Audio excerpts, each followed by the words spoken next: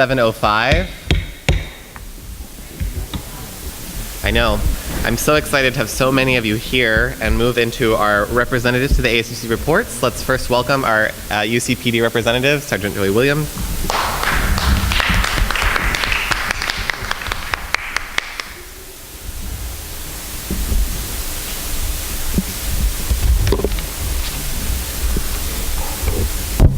Can you guys hear me? Yes? All right. I have been at the protest all day today, but I wanted to come by because I'm excited you guys are actually coming to my house tonight. So my plans for you guys is I'm probably going to leave in a minute. I'm going to make sure our food is here. I have some of my best, like some young officers, some older officers, a little bit of everything. We're all going to be in this little conference room. And what I would like is, I don't want to bore you guys with a look at a station. You guys seen police stations. We're not even going to do that. We're just going to go in our little conference room, and all I want is to hang out. Hang out, eat some food, talk, get to know some people, hand out some cards. So that way, if something ever occurs, I don't ever want there to be a situation on my watch while I'm still employed here where you guys don't feel comfortable with calling the police. Don't have to like us. We don't even have to always agree. But I want you always to feel comfortable enough to know somebody at the police department that represents you guys. You're our community. I want you to be able to call us. And this is my legacy, is what I want to leave before I leave UCPD, is the ability for us to communicate. And actually, again, like I say, we're not always going to agree, but at least come to the table and communicate and try to move forward and pass that on. I hope that you guys will pass it on to your replacements, because I'm going to pass it on to my replacements. Any questions for me before I go? Questions for Sergeant Williams, anyone? Senator Yes, Feynman? I'm interested about you all, and so when we recess, are we allowed to bring our staff members who are here, or is that something Sergeant Williams? Absolutely. You guys are all welcome. Thank you. All welcome. Bring anybody you want. Come on over. And like I said, I will be back. I'm just going to go make sure that all the food gets delivered before we get there. And then I'll come back and walk over with you guys. And then you can invite whoever you like. Yes, sir. Great. Anybody else? Questions? Oh, one more thing. I don't know if you've noticed, I've been calling a lot to collaborate and share and have you be a part of processes. We're getting ready to promote a new sergeant. I'm actually going to call upon one of you to actually be a part of that process. We're doing things that we've never done before at UCPD with ASUC. Like almost the chief's process, the captain's process, the lieutenant's process, and now the sergeant's process. We have had members of the ASUC actually be a part of that and have a say in who's going to protect you, who's going to be your future here. So somebody may get tapped, just so you guys know ahead of time, to something that we're going to do that's different.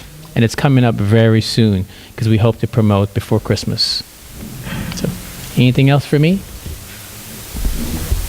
Great. Thank you, Okay. Sergeant Williams. Thank you, guys. So if we don't have any chancellor's report, or representative report rather, or graduate assembly report, we'll move straight into our ASUC auxiliary report.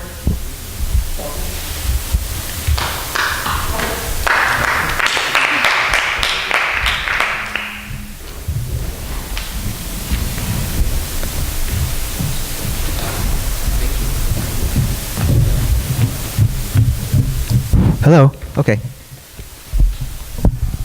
All right. So staffing updates.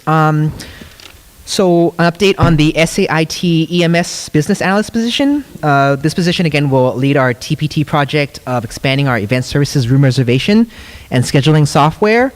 The search committee's top pick, Andrew Zagarovich, has accepted the job offer and will start on December 3rd. We're going to try to get him to a Senate meeting for introductions as quickly as possible.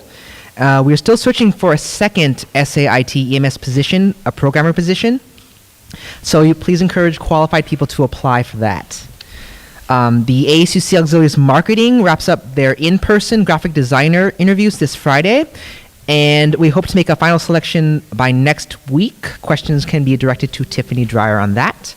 And then finally, on staffing, the Lead Center Student Government team, that's my team, is beginning the process of hiring for the AAC-sponsored programs and archives coordinator and the coordinator assigned to the Graduate Assembly. I will be the chair of these searches. More details to follow on that. Construction-wise, BC Cal will have a pod placed on the upper sproul side of MLK adjacent to the student tabling pod on December 2nd. They need to move by December 13th.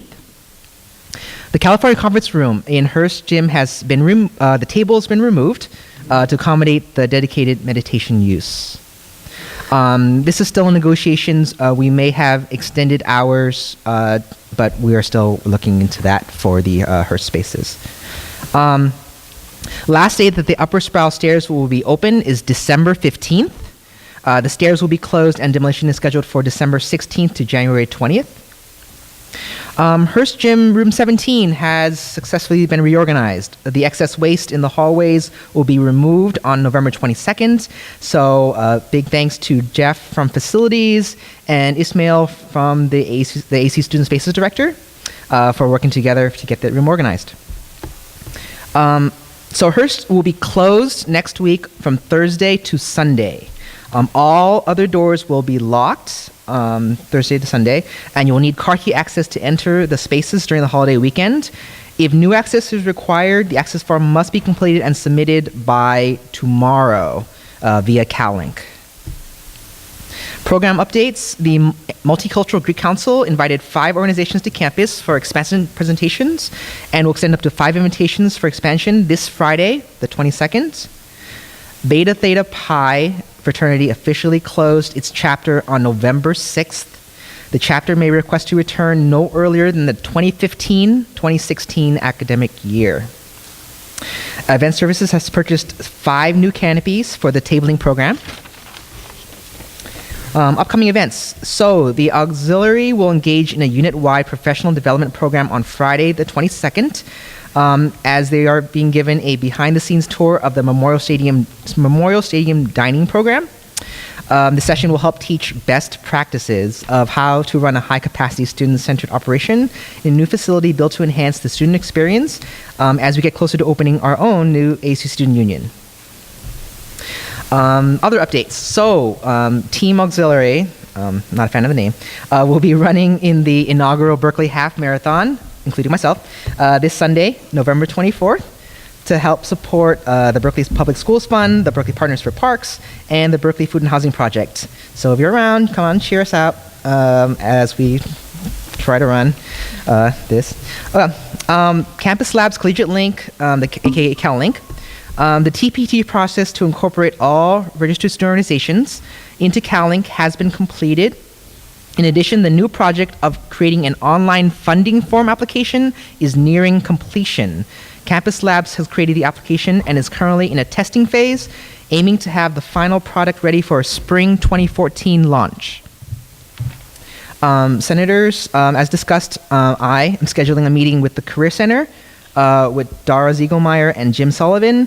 So if you're interested in attending this meeting, if you had Career Center as part of your goals, let me know so I can get a head count. Right now it's scheduled for Tuesday, December 10th from 12:30 to 2. Again, if you are interested in meeting with the Career Center on any of your goals, it's on Tuesday, December 10th from 12:30 to 2. Also, Jordan, our office manager, AC Secretary, Office Manager, Senate Office Manager, will be moving on next semester. So I will be posting the job this Friday on Callisto and on Work Study with a closing date of this job for December 6th on those 2 sites, and then doing interviews starting immediately after. And the EVP and I will work closely on getting a new office manager for the spring semester as well. So yeah, you can let your constituents, if they're interested, know I will be posting by this Friday. Bookstore news, there's a flash sale tomorrow. If you want more details, you can join the Facebook event on their website to get the details on all of that. They're having online and in-store Black Friday discounts. The store will be closed next Thursday and Friday for Thanksgiving. And they are hiring for buyback. So if interested, students can apply at follett.com. And then finally from TGIF, they've received 18 mini grant applications on Monday.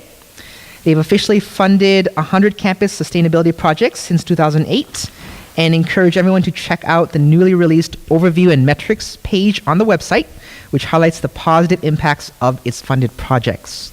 TGIF successfully hosted as well 70 college students and young professionals last weekend as part of the Campus to Congress Fellows program through Bard College. So that's my report. Are there any questions?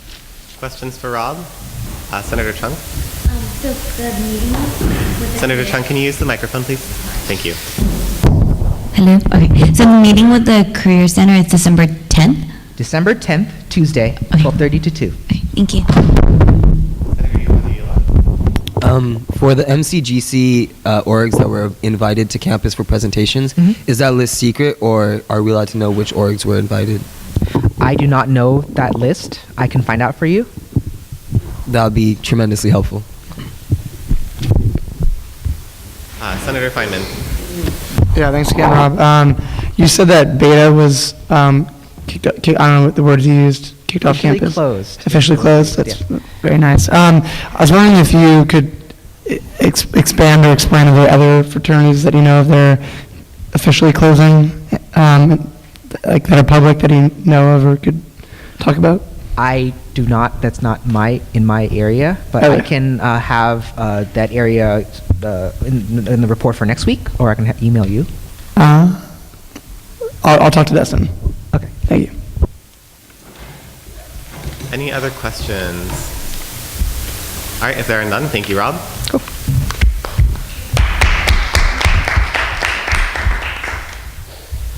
So we'll now move into the Commercial Student Services Board report section. Are either of our representatives from the CSSB here? Okay. So there was a CSSB meeting today.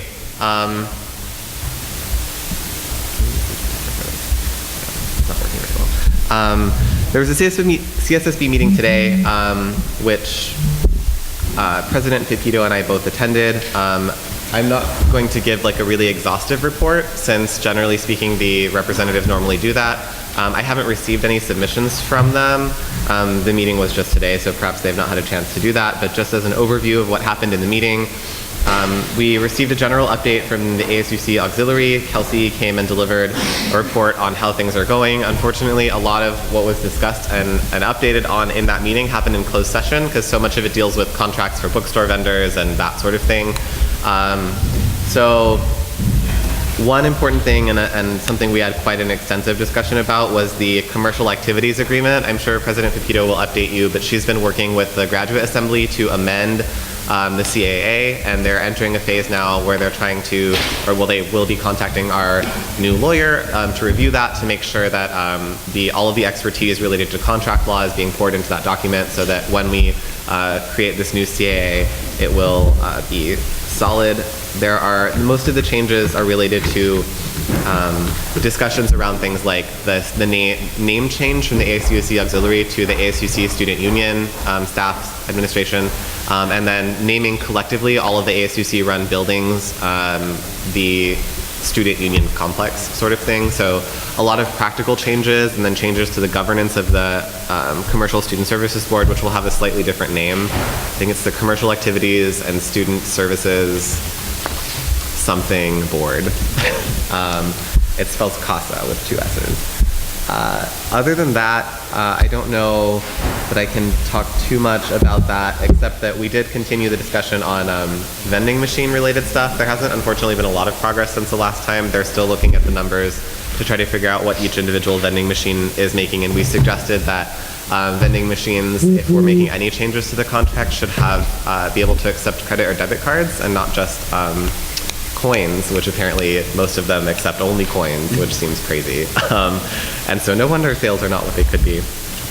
Anyway, that's most of what happened in CSSB. Do y'all have any? I'll do my best to answer questions if I can without disclosing what happened in closed session. But senators, do you have questions about CSSB? Senator Woche?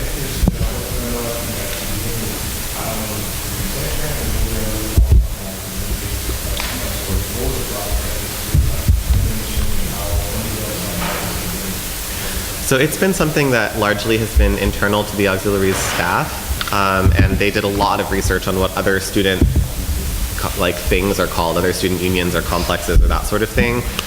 Collectively, the committee with the graduate representatives, our two ASUC appointed representatives, Christina Narushi, and then DJ and myself, and then all the staffers, we went through an exhaustive list of dozens of different names and concepts and discussed them. And the ASUC Student Union is the one that sounded the most reasonable given the direction we're going with that.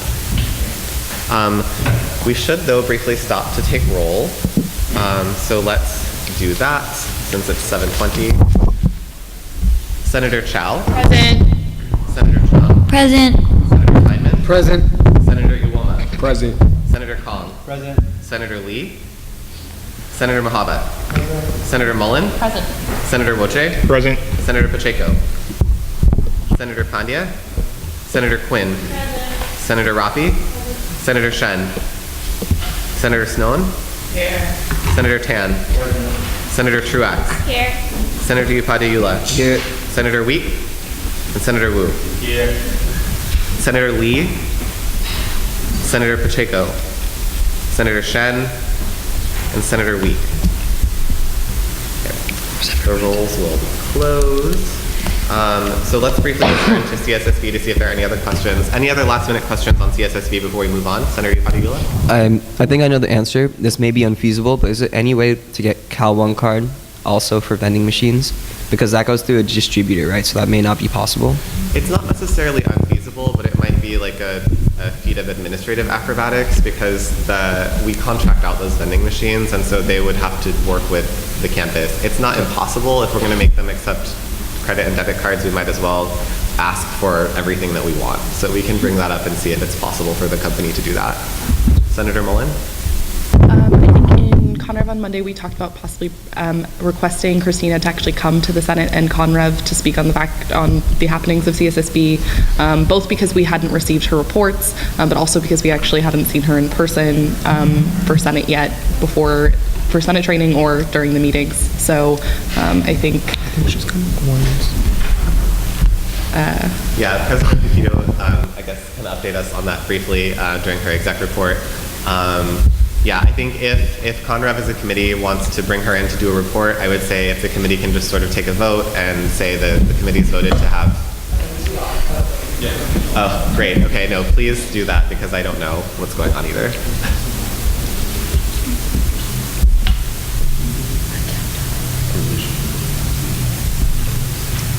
Interesting. Okay, well, I look forward to what Conrev finds on that, and I'm sure that in a future report, Conrev will update us on how that hearing goes. Other CSSB questions? All right, if there are none, we'll move into the finance officer report, which for this week is only going to be a written report. Dennis will not be able to attend the meeting today, but you'll find his written report in your binders, and then Senator Mohabbat will give us the finance committee report as usual. We'll now move into guest announcements and public comment. I have 2 public comment cards so far. Before we start this list, I'd like to remind members of the public that if you'd like to fill out a public comment card at this table and comment during guest announcements or on a particular agenda item, you can do so. Just bring it up to me or Lizzie and we will add you to the list. So first, let's welcome Kyle McCoy, who's here to talk about a non-agenda item, specifically UC President Jenna Napolitano and attending UC Berkeley, or not attending UC Berkeley.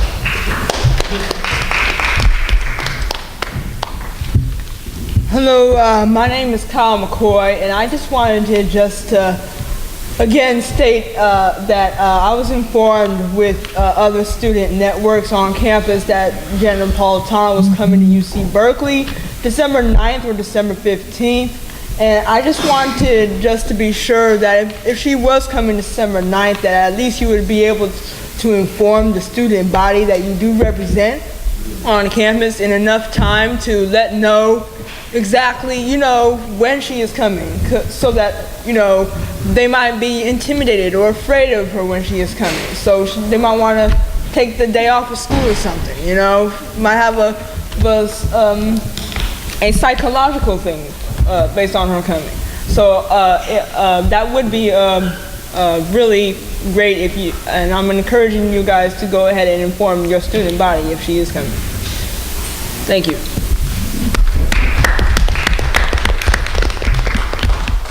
All right, next I'd like to invite up David Douglas, who's also addressing a non-agenda item.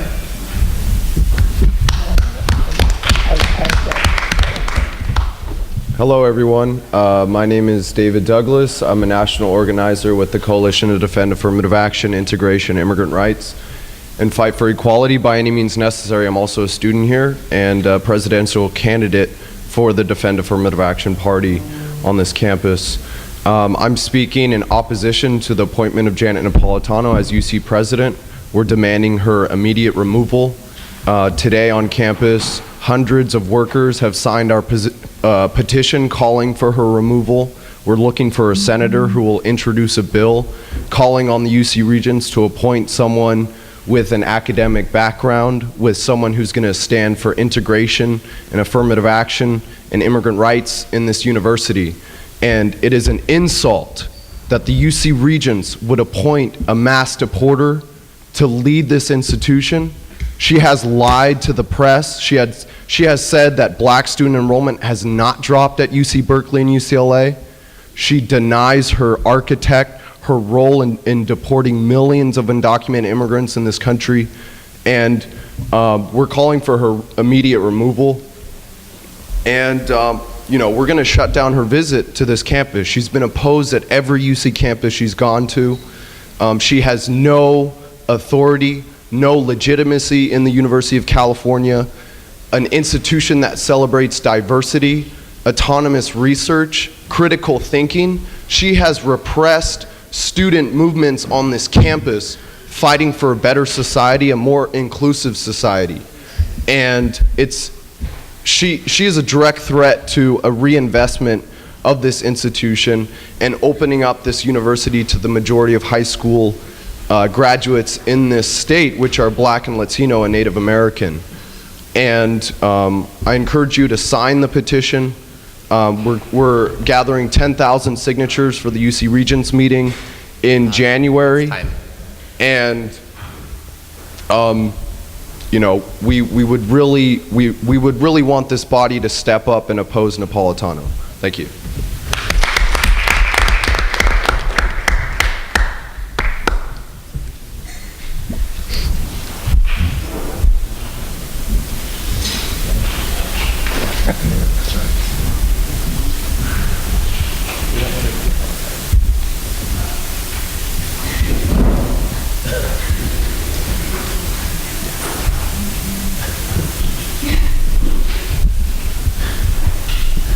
So, as she is writing her public comment card, our third public commenter of the evening, who's hastily jotting down her content, is going to be Sophie Karafik. Talk about the BDC bill.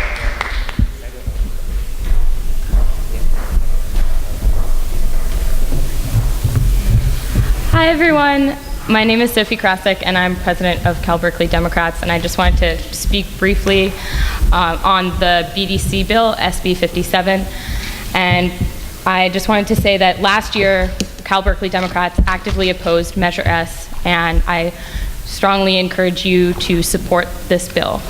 Measure S was an unfair and immoral and outrageous attempt to criminalize homelessness in the city of Berkeley and did not abide by the values that I hold dear and that I don't think the city of Berkeley does either.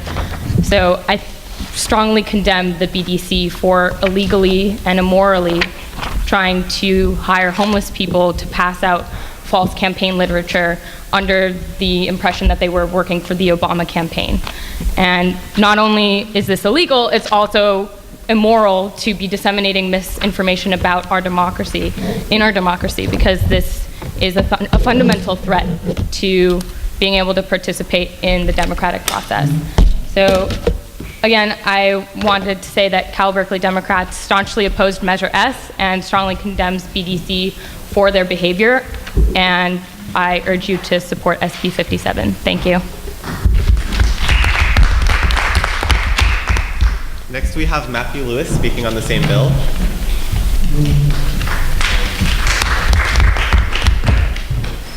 Hi, Senators. My name is Matthew Lewis. I am the Activism Director for Cal Berkeley Democrats, and I'm also one of the authors of the bill. and I'm here to speak to you about it. So among the, as Sophie mentioned, the Berkeley Democratic Club, which is not the Cal Berkeley Democrats, did a lot of deplorable stuff during their campaign in favor of Measure S. Some of the things that they did included saying that their endorsements were the official endorsements of the Democratic Party, which was false. The Alameda County Democratic Party, through who which would have been the official endorsement vote, said no on Measure S, as did Cal Berkeley Democrats. And that is just one of the many problematic things they did, as well as that they used those deplorable tactics that made people work against their own interests, and something that should be highly condemned, and that I assume the Senate will take a very strong position against. And I thank you for your time, and so please vote yes on the bill. Thank you.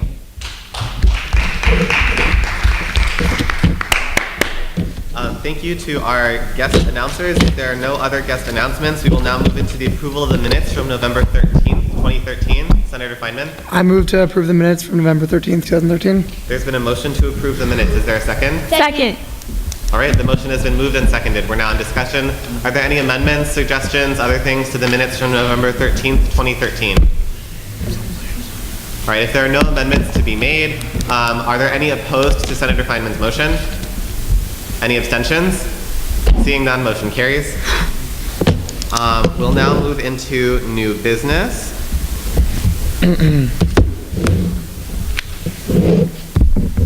So, if I'm reading these correctly, that means Senate Bills 60 and 61 will go to University and External Affairs.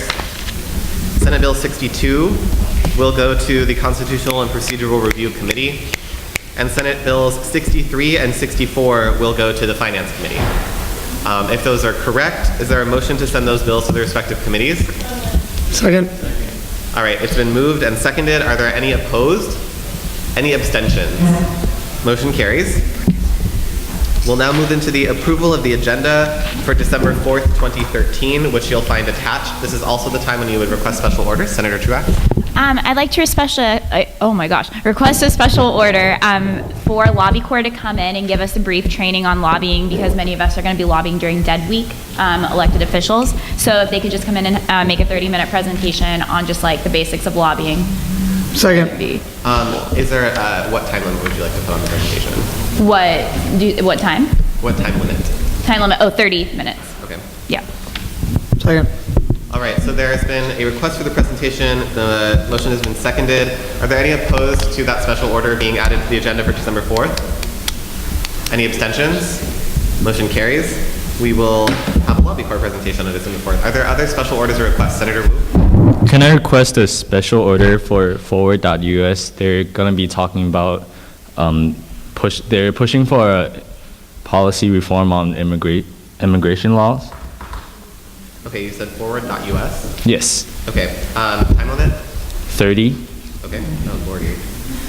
We're gonna have a long meeting. Okay, so we also have that request for a special order. Is there a second for that? Second. All right, so we've had the forward.us 30-minute presentation requested and seconded for December 4th, 2013. Are there any opposed? Abstentions? Seeing none, motion carries. Any other special orders? We're on a roll today. Senator Mullen? That's actually something that I want to discuss under this item, but not on special orders, but we'll come back to that. Okay. Any other definite requests for the December 4th meeting before we move on to potential requests? All right.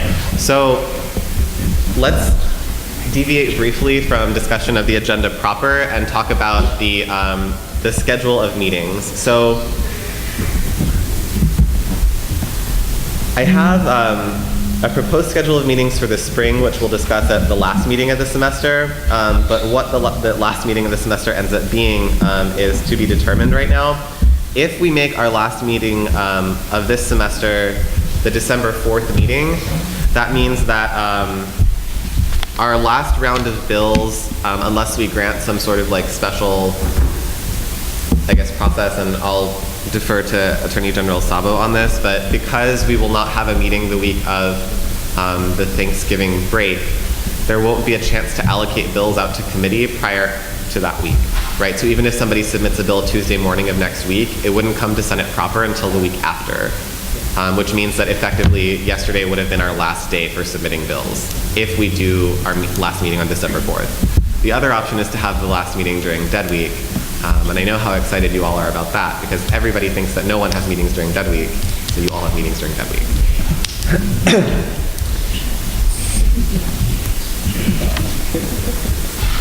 Okay, we don't have a special meeting then. Okay, so I've just received legal advice from the Attorney General that the Senate, that regular session of the Senate, which means our last regular meeting, will in fact be on December 4th. And so that will be our last formal meeting. It is possible for us to have a special meeting the following week, and we could conduct business during that special meeting, but I would have to give adequate notice for that to happen. So let's entertain a round of comments on whether or not we should end on the 4th or we should plan to have a meeting on the 11th. Senator Upadilla? Is it possible for us to be able to submit a bill next Tuesday? Is there any special, like, is it prohibited in the bylaws, or is there any special way we could make that happen? So Attorney General Sabo, correct me if I'm mistaken, but the restriction on the bylaws says that the bill must be posted for 1 week. And so if we post it publicly on the website, even if it hasn't been allocated out to committee, technically, I suppose the committee could take it up of its own accord, but that would definitely circumvent the normal process. We could also have a special meeting of the Senate Monday, I guess, like right before committees, or are any committees meeting on Monday? Yeah, I think all of them. Conrev is. Okay. So I will defer to our Attorney General for an answer on that. It's possible if there is adequate time for notice, and I think notice is 48 hours for a special meeting, that we could have a special meeting of the Senate, that, although that wouldn't really fix the problem of having to delegate bills out that have been submitted Tuesday morning.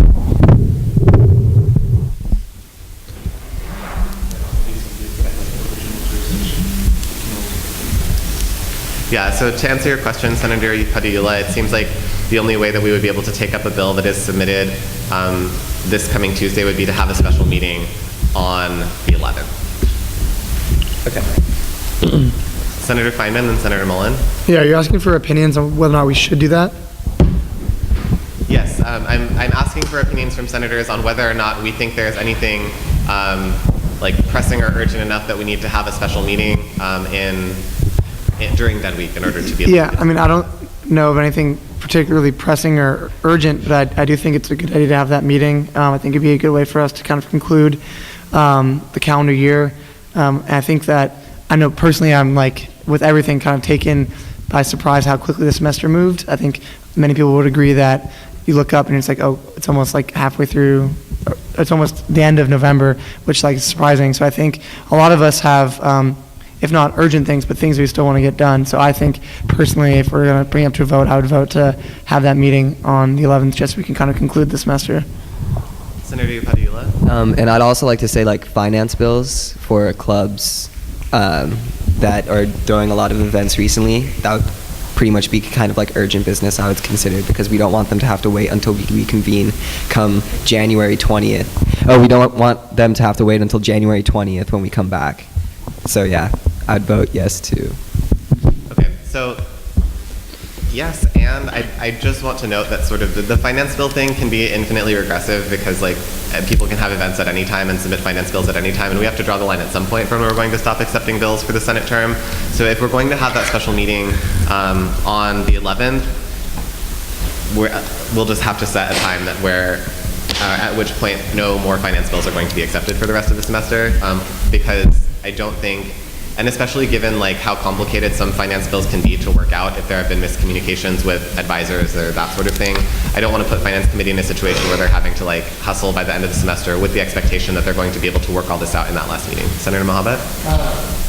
So Jordan, the office manager, came in last week to past Monday night to FICOM and stated that, I think he stated that the last Senate, or like the last FICOM meeting that we can actually vote on stuff was December 4th. So anything that like is tabled or anything past that, it's automatically like killed. You mean December 2nd? December 2nd. Yeah. Sorry, yeah. Okay. The last FICOM meeting of that, like December 4th week. Okay, so this is another like legal complication. So when the Senate session ends and the other session hasn't formally begun, we're in a really interesting place, even in terms of just like numbering the bills and doing work within a regular Senate session. So I guess, okay, is there any business that you all know of right now that it would be terribly detrimental if we didn't have a meeting on the 11th? Senator Tan and then Senator Mullen. Okay, to repeat the question, is there any pending business right now that requires a meeting on December 11th in order to circumvent or avoid some sort of disaster? Okay, so we have Senator Tan, Senator Mullen, and then Senator Pandya.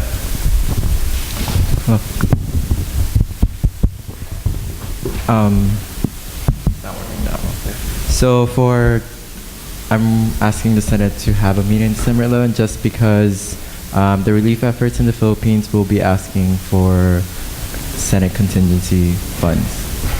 I don't know if that timeline works well. It's going to go through FICOM. Okay, so if we were to meet on December 11th, just because the question of timeline sort of keeps coming up, the last day to submit a bill that could possibly be approved on the 11th would be Tuesday the 3rd. So if you don't submit your finance bill by then, it will not happen. Just that's for any student group. Yeah. Pretty much. Yeah. Or not finance bill, but your finance request or other type of bill. So. Can we take like a straw poll or just vote? Well, let's go to Senator Mullen and then Senator Pandya.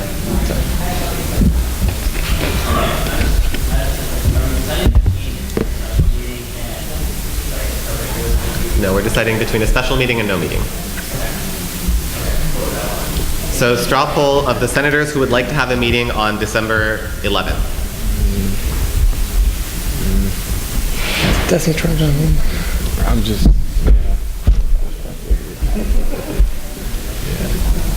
Okay, that looks like 11. Are those who would prefer not to have a meeting on the 11th?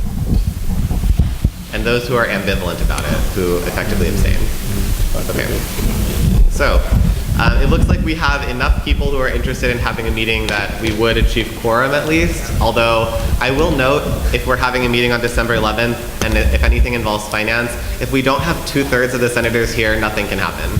At least related to finances. Senator Feynman? Yeah, on that note, if we do have a Senate meeting that day, with respect to senators who've like informed us now they don't want to have the meeting or whatever, how would absences work? So special meeting absences do not count toward your regular attendance record. Okay, so that's good to know for everybody here. Right, I'm just saying though that like if there are enough people that are not really interested in having a meeting that day, and if the reason that we're doing it is for finances, if we don't get 2/3 of the senators in the room who will vote in favor of the Senate bills, there will be no allocation.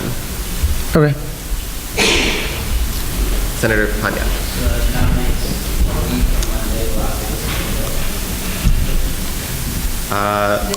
A week from Tuesday. Yeah, the deadline is effectively like still Tuesday mornings because that's what it says in our bylaws. We prefer for them to be submitted Monday mornings because Jordan is able to process them more quickly that way, but yeah.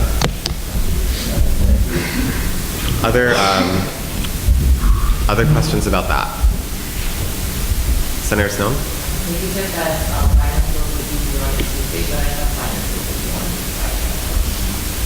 I mean, here's the issue. The funding request is technically not a bill, so it can be turned in, or the Finance Committee can decide the restrictions in terms of what they will accept with those funding requests. So if that's the deadline that the Finance Committee has set, then the deadline for the funding request would actually be November 29th. Right, which is next Friday. Also during the holiday break, which is fantastic. So for the committee's various deadlines, if funding requests are going to be accepted through the 29th. I would just need a commitment from the senators to connect with student groups about that. We'll post something on the ASUC website to that effect, but I just don't want anyone to have the expectation that we can modify the deadlines any more than going past the 11th, because that would put us in finals week, and that's just not going to happen. So. Sounds good. Okay. Other questions about this? Senator Mullen. For December 4th, but not the 11th. Okay. So we have another special order for December 4th. Okay. What time limit would you like to put on that? I think the Senate has a sort of like binge purge thing going on where we have a series of really efficient meetings and then we have one meeting that just takes a really long time. And I think this is that meeting. I'm excited. Somebody bring popcorn. Okay, so we have that request for the Berkeley Faculty Association for 30 minutes for December 4th. It's been moved and seconded. Are there any opposed to the motion? Any abstentions? Seeing none, motion carries. Okay, that was an unusually long discussion, so with that, is there a motion to approve the agenda from December 4th, Senator Feynman? Yeah, I move to approve the agenda from December 4th. All right, there's been a motion, it's been seconded. Any opposed? Abstentions? Motion carries. We'll move into executive officer reports. We'll probably only be able to do about 2 executive officer reports right now, unless people go really fast, because we do have our UCPD visit. So let's welcome first President Pepito for her report.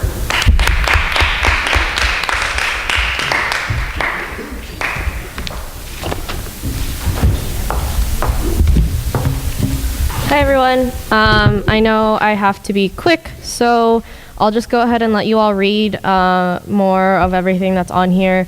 A little bit more about CSSB and the changes to the CAA and the charter. Big changes are like committee makeups and the committee breakdown of CSSB. We just finished like the final initial revisions today, so I will send that all out to you soon. If not tonight, then tomorrow or before the end of the week. And that way I'll be able to run things over with you. And ultimately it's going to be you all to sign or to approve it via bill to allow me to sign it at the end. And I had like a whole thought process when I came up here, and now I'm forgetting everything that I wanted to say.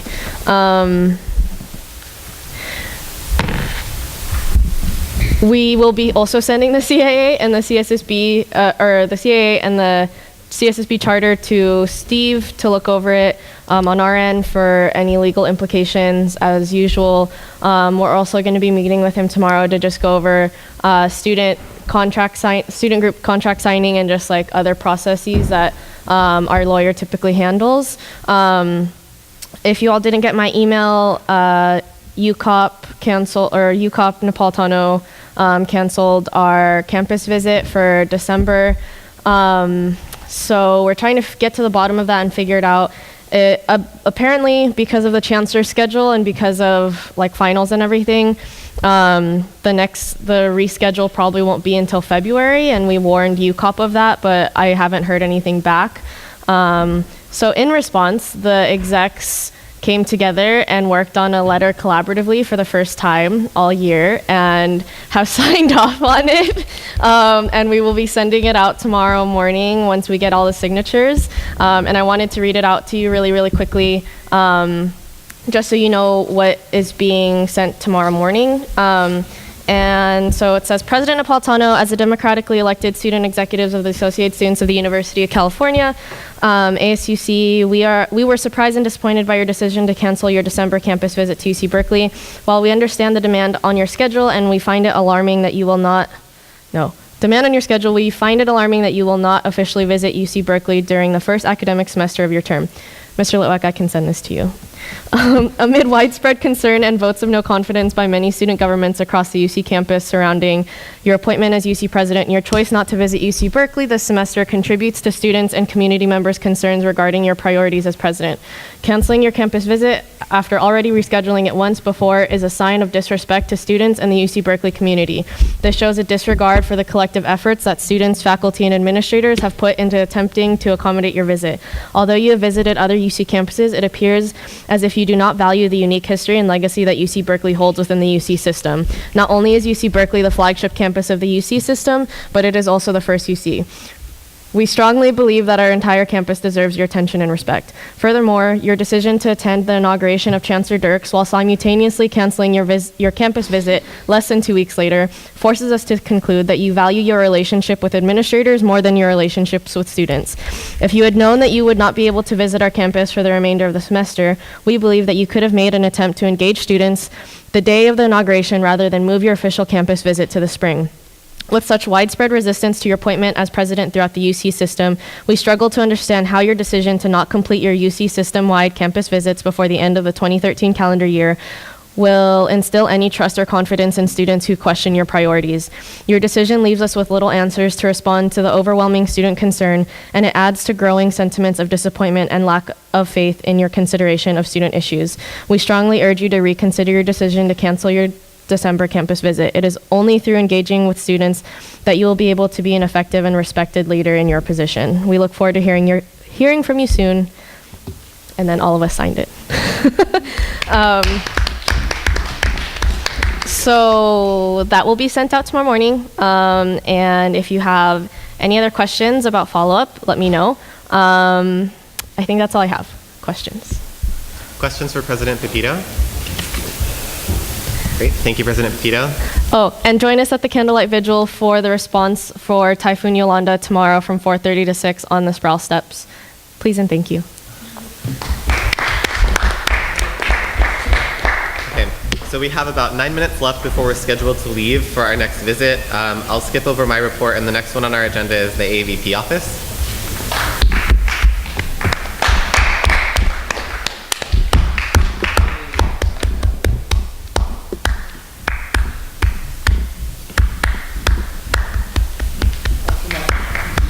I'm just waiting till he gets up there. Thank you. Hi, this is my last Senate report, I promise. And Valerie's coming back. But I can keep doing them if you want me here. So, a few things to start off with. The Senate committees for the scholarships, the RISE scholarship and the textbook scholarship have been finalized, so thank you to those who volunteered to serve on them. And just so everyone knows who is serving alongside them, the RISE committee is Senator Tan, Senator Quinn, Senator Rafi, and Senator Mohabbat. And then the textbook scholarship is also Senator Mohabbat, Senator Lee, Senator Mullen, and Senator Nwoche. So thank you. Both groups should have received emails regarding the progress of the scholarship and setting up a meeting to move forward. So the textbook scholarship will be going out by the end of the week, and it'll be going through December 6th. And the Senate committee will be meeting to be discussing options for what to do with the books after they're returned to the committee. And so one of the options is creating a return service with the bookstore so that students return books and the money gets funneled back into the scholarship and basically reused and reawarded. So this is an option that we'll have to discuss within the Senate committee. So if you did receive a doodle from the director, please respond to it so that you can meet. Tomorrow, I will be attending SHAC, which is the Student Health Advisory Committee, and there's also with several senators, possibly, and several execs and other ASUC representatives, there is a mental health committee put on by the folks at the Tang Center and UHS. So these two conversations are being held in parallel, and so we will report back with whatever we hear from them. And also the AAVP syllabus template resource project is being pushed through SHAC as well, and we're getting feedback on that before it goes through Divisional Council and the Academic Senate. Regarding contextual grading, with Bob Jacobson and Dean Martin, there has been a meeting, and they have decided that they want to come to a Senate meeting as a special order to discuss the advancement of contextual grading and basically where it stands. But the basic framework was that nothing will be instituted for at least another 2 years, and they'll go into more detail when they are here at the Senate meeting. Regarding ACEs, which for those of you who don't know, ACEs is kind of a subsection of the AC requirement that has something of a field component, like a fieldwork component. And so Kathy Koshland reported on ACEs, and essentially they want to make ACEs a part of the curriculum within SACU, which is the Student Advisory Committee on Undergraduate Education. And basically, this is going to happen in the spring in order to garner more support and possibly increase the grant for the ACES program. And a lot of this is contingent upon the new EVCP and basically reworking some of the discretionary funding so that it can go back into the ACES program. So these are ongoing conversations that will be going on all the way through the appointment of the new EVCP. Let's see. Oh, yes. And I just sent out an email to everyone regarding AAVP grants.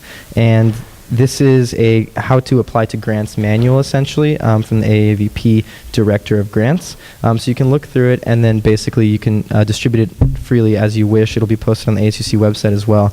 So you can distribute it to your constituents and communities as a method of letting them know how to apply to grants. It's a step-by-step manual. Let's see. And also there's a breakdown in the executive report of how many grants have been received and processed. And so for MCF, which was the Multicultural Fund, thank you to the senators who went to the meeting, to the allocation meeting. And so the first MCF grant has been allocated. One final thing, there will be a rubric for how grants are to be distributed, basically to increase transparency in terms of how grant decisions are made within the AAVP and to establish some sort of precedent for how to make decisions of allocations. And so that is currently being written by the Grants Department and will be included in the in AAVP bylaw amendment so that future AAVP offices will have a framework for how to distribute grants. Any questions for our AAVP Chief of Staff? Senator Mullen? Regarding the survey for Athletic Study Center and EOP, so is the purpose of the survey, or could you elaborate on the purpose of the survey? Yeah, the purpose of the survey, I mean, it's in conjunction with EOP and the Athletic Study Center, so it kind of targets students who are both athletes and going through the EOP. So if you notice, it says possibly streamlining it so that it's just students who have gone through the summer bridge program. Okay. So this is basically looking at, given our academic performance in athletics, how can we realign services within existing frameworks like EOP to increase positive outcomes, academic outcomes? So yes. Okay. Could you return the results of those surveys to this, to the Senate body? Because I speak on behalf of student athletes within Capra space, and we had Sandy come speak a couple weeks ago, and I know there was conversations about the Athletic Study Center and support that it's getting from Central Campus to actually help students. Okay. Yeah. Senator Feynman? Educational Opportunity Program. Sure. Other questions? Senator Upadilla? When will we find out the EVCP, or the name of the new one? I don't know what the final deadline is in terms of when, or if it is a rolling deadline, so I'm not sure if there's a finite appointment date. Other questions? All right, if there are none, thank you. Thank you. Okay, so we're in a bit of a dilemma in terms of time. We are supposed to leave for UCPD at 8, but if we do that, that also means that the remaining executives have to wait until we come back. So if she goes quick, we can walk extra fast. Okay. So can we just get commitments from our remaining execs to do brief reports? Yeah. Okay.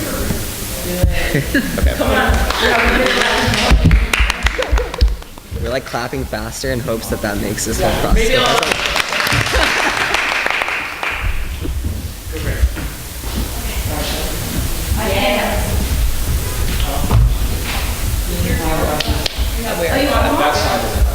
Okay.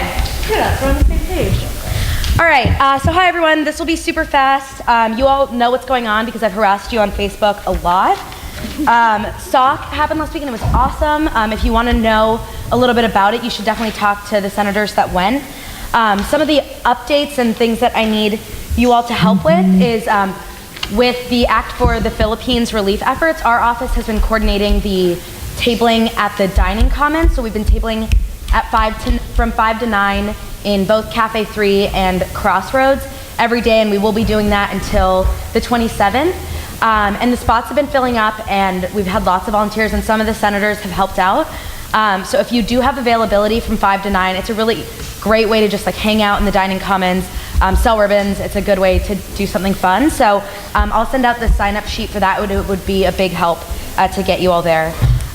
For the Ignite Week of Action, the biggest highlights are we've been flyering and tabling and collecting signatures on the postcards. There's two, one for 420 and one for 649. So sign both of them if you have not already, and you can drop them off in my office. There's also a little pamphlet that kind of tells more about the campaign. Obviously, there was the workers' strike today, so our office just compiled some information about it to put online to help students kind of figure out what was going on. Also, our veterans panel that we're partnering with Senator Truax and Senator Nwoche's office is going to be tomorrow from 4 to 5 in Unit 1 APR. So definitely come if you can. Hearing about the veteran student experience is really interesting. It's a story that you don't hear often, and also involves a lot of factors that we don't really think about. And I think it's a really interesting opportunity to get a perspective on kind of a transfer reentry student perspective that we don't hear very frequently in the space, especially. Over the last couple days, we've been working on that joint exec letter. I think it's like an amazing thing that we all agreed on language for something in the span of like 24 hours, so that was cool. And then a big update, an exciting update from our office is I think last year we started an initiative in the EAVP office to put together a UC caucus in DC, in which congressmen and senators who are elected in districts that have a UC in them, or who went to a UC, or who are passionate about the UC, would all come together in a caucus, and they'd have like a parallel advisory caucus, like actually in the UC, and then they would push forward initiatives that would benefit the UC in DC. And so we've been looking for co-chairs of this caucus. You need a Republican and Democrat co-chair. And as of yesterday, we officially finally have a Republican co-chair for the UC caucus, which means it will actually happen this year. So I'll keep you updated on that initiative and how to get involved with it. But that's just something that's really exciting and will get us better involved with national level politics. I yield to questions. Senator Feynman? Who is it? Sorry? Jeff Denham. Yeah.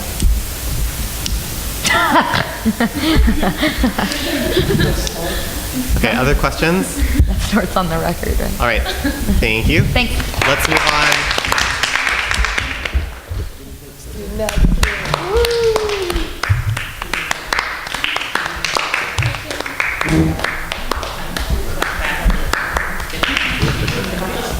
It's like we're speeding up time. Hi everybody, be super brief. So most everything is already in the written report. The only two things that I would mention outside of that are the last meeting of the grievance procedure revision committee for this semester took place on Friday, and they do have essentially finalized language. That will be distributed for public comment sometime in the coming probably month or so, at which time we'll run that by all of you and request feedback on that. Overall, feeling pretty good about the procedure. It's definitely improved from where it was at the start of the semester. We've expanded the scope of the types of discrimination it addresses. We've also expanded the scope to include unfair application of university policy in general, rather than just that related to discrimination. We've worked to get a more student-friendly timeline for filing a grievance, and we have an agreement to have SAO and consequently student input into the selection process for the complaint resolution officers that will be investigating and ultimately, in large part, adjudicating these cases. So that's the first point. The second point is that there was a focus group that convened last Monday around redesigning the financial aid website, and two of our caseworkers were present there. They were able to provide some feedback to the financial aid office. And the tentative plan is that a new financial aid website will be launched in early January, and there will be a period before that where they'll kind of pilot it with, folks from that group. That's it. Any questions for our student advocate? Great, thank you.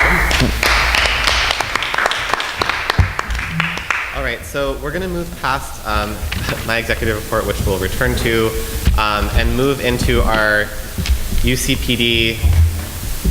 Actually, are our appointments here? Okay, that's Daniel and Jenny. Great.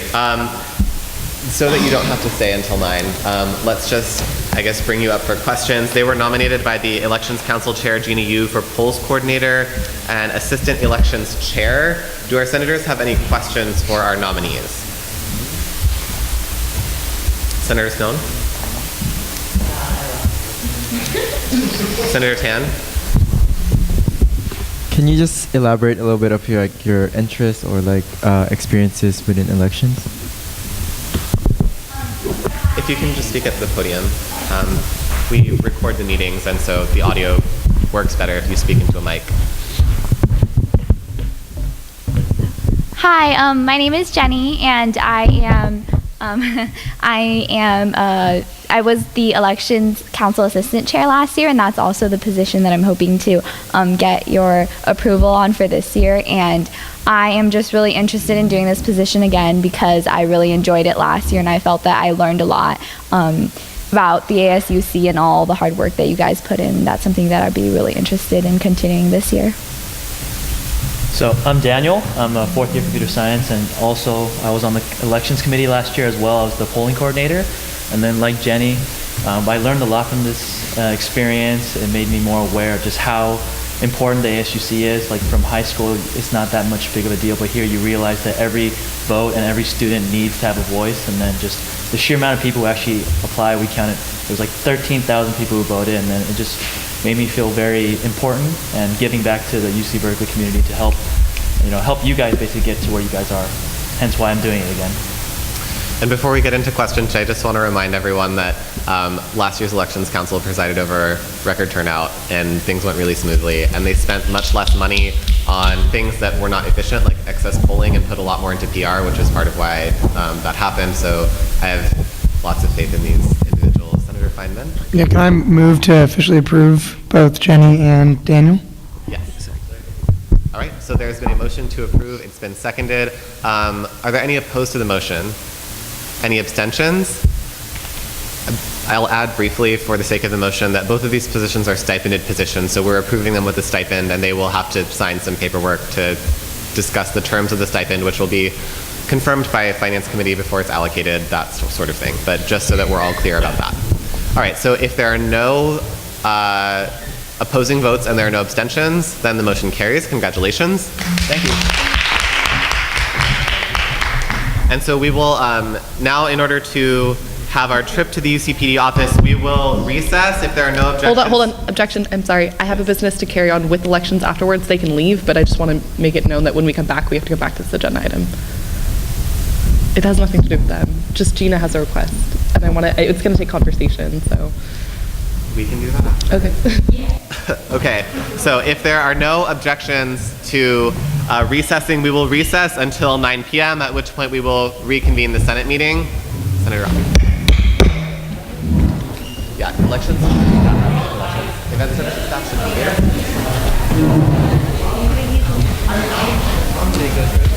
I'm sending it right now.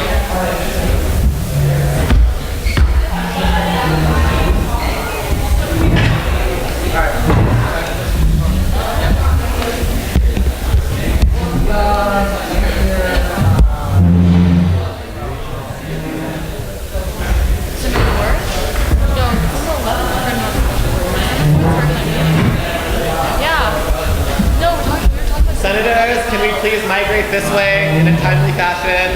There's food waiting for you at UCPD. Is that an incentive at all?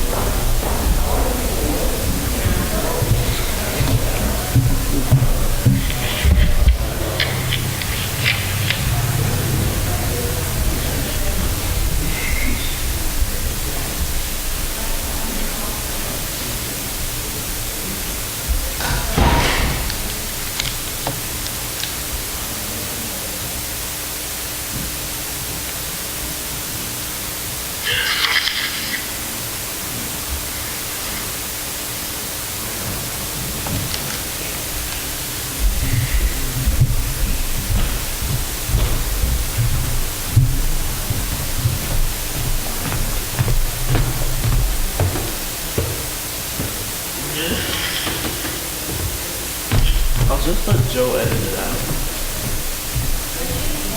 Yeah. Yeah, so there's two different videos that they edit them.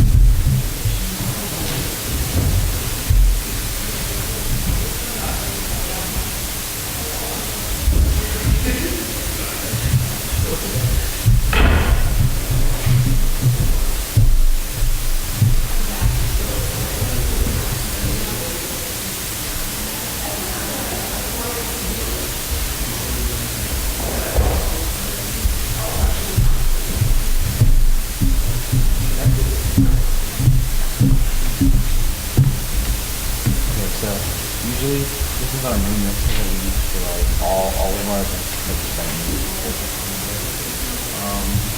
usually with a mic, give a toggle of the mic volume trigger. And also if they have an iPod, you could toggle the volume for the iPod. But the most important thing is that the microphone is right here. It's for left, right, and this is for the overall nature of this piece.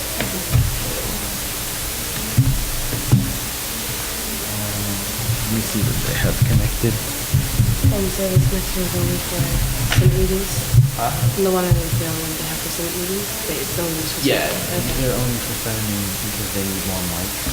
Okay. So this thing is for 12 mics and they need medicine.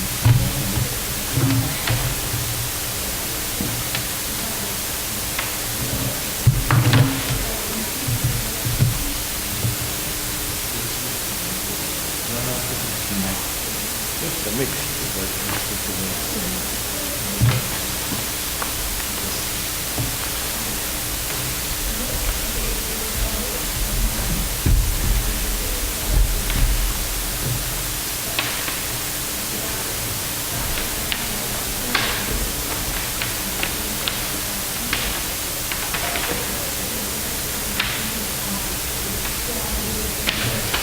Well, I can just show you how it's on volume over here.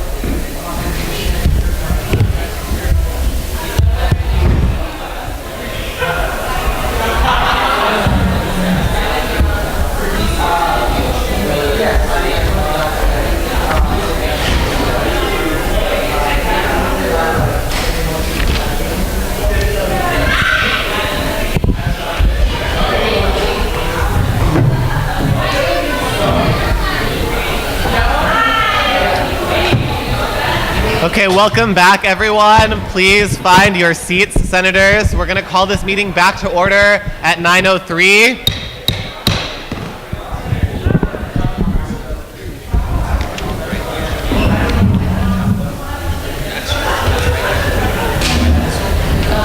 Okay, because we have returned from a recess,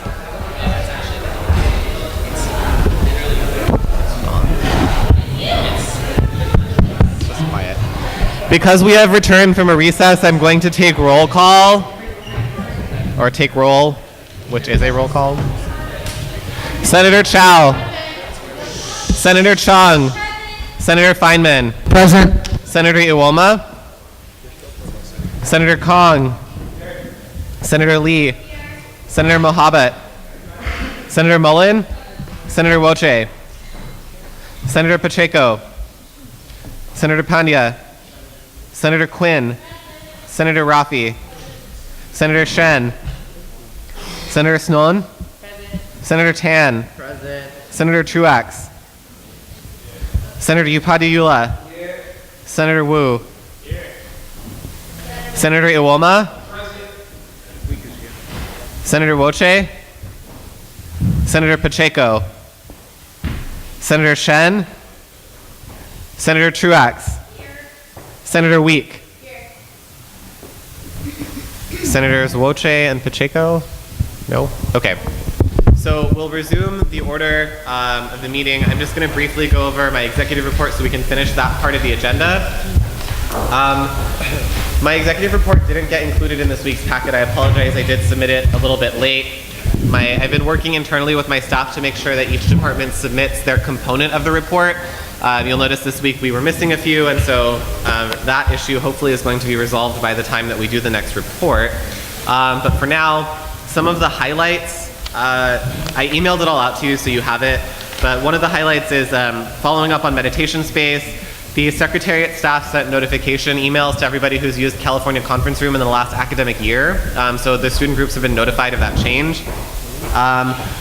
The table has been moved. We're still looking for space to move the chairs to. They're surprisingly space intensive when you have to pile them on top of each other, so we're working on that, but at least the table has been moved out, so it's very clear that it's not a conference room anymore. And the letter to campus administration is a work in progress, though I do understand that we are possibly exploring a space in Unit 1 that may end up working out prior to the letter having to be written, but we'll see.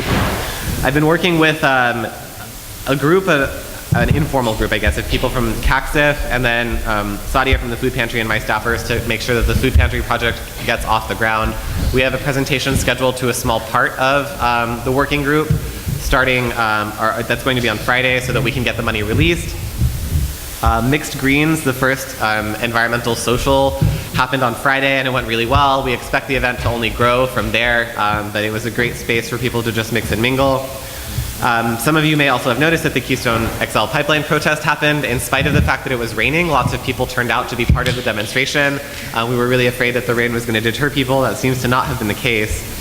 And then my student resources department has been working on doing focus groups. So far they've done individualized conversations with over 20 student organizations just on what the ASUC can do to support them, what their experience has been like. And so they're working on a report on those focus groups as well as the new ASUC town hall. So those reports are forthcoming. Hopefully we'll have them done by the end of this semester. If not, you can look forward to those very early in the spring. One last thing to update you on is that the space reservation forum, there was like a beautiful irony where we had a forum scheduled about space reservations, which was itself displaced by the fact that the room was double booked. So I think it's like a performative affirmation of the fact that space reservations are a problem for student groups on our campus, and we'll be rescheduling that to, I believe December 3rd is the date that we're looking at right now. So more details to come on that.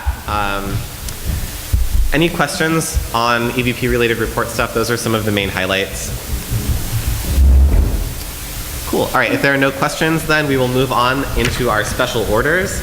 That means that first up, we have a presentation on the history of Big Game Week in Cal basketball. And Senator Week or others, if you all can remind us what the time limit is on this.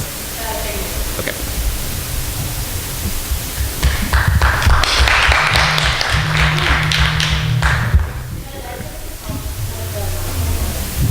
I mean, all you really have to do is plug this thing in.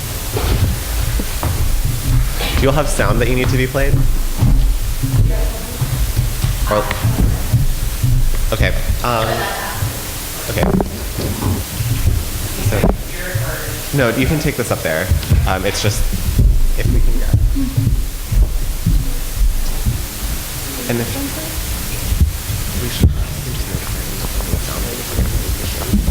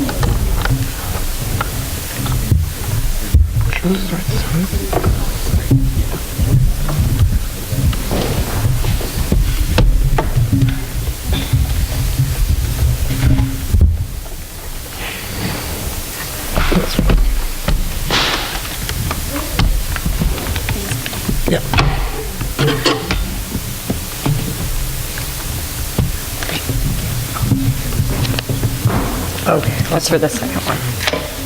This is for you? Yeah. That's the sound. Yeah. That's right. Okay. Yeah, that's the right one. Alright, so actually setting up the PowerPoint, I just want to give a brief introduction. So when I was campaigning for setting one of my platforms was really to connect the student body to athletics and create ways that we can have really mutual beneficial relationships so that our students support some athletes and return to athletics and support the amazing efforts that our students do on campus. And I'm actually able to say that I'm beginning to accomplish that goal by working with Katie Lee, who's presenting to us today. Katie's the reason a couple weeks ago during Senate I was able to hand out all those like iPhone dots. Katie also is the reason that I was able to do Memorial Stadium, which was one of the first times in the history that Cal Athletics actually rented out the stadium to booster organization for a planned event I held last spring.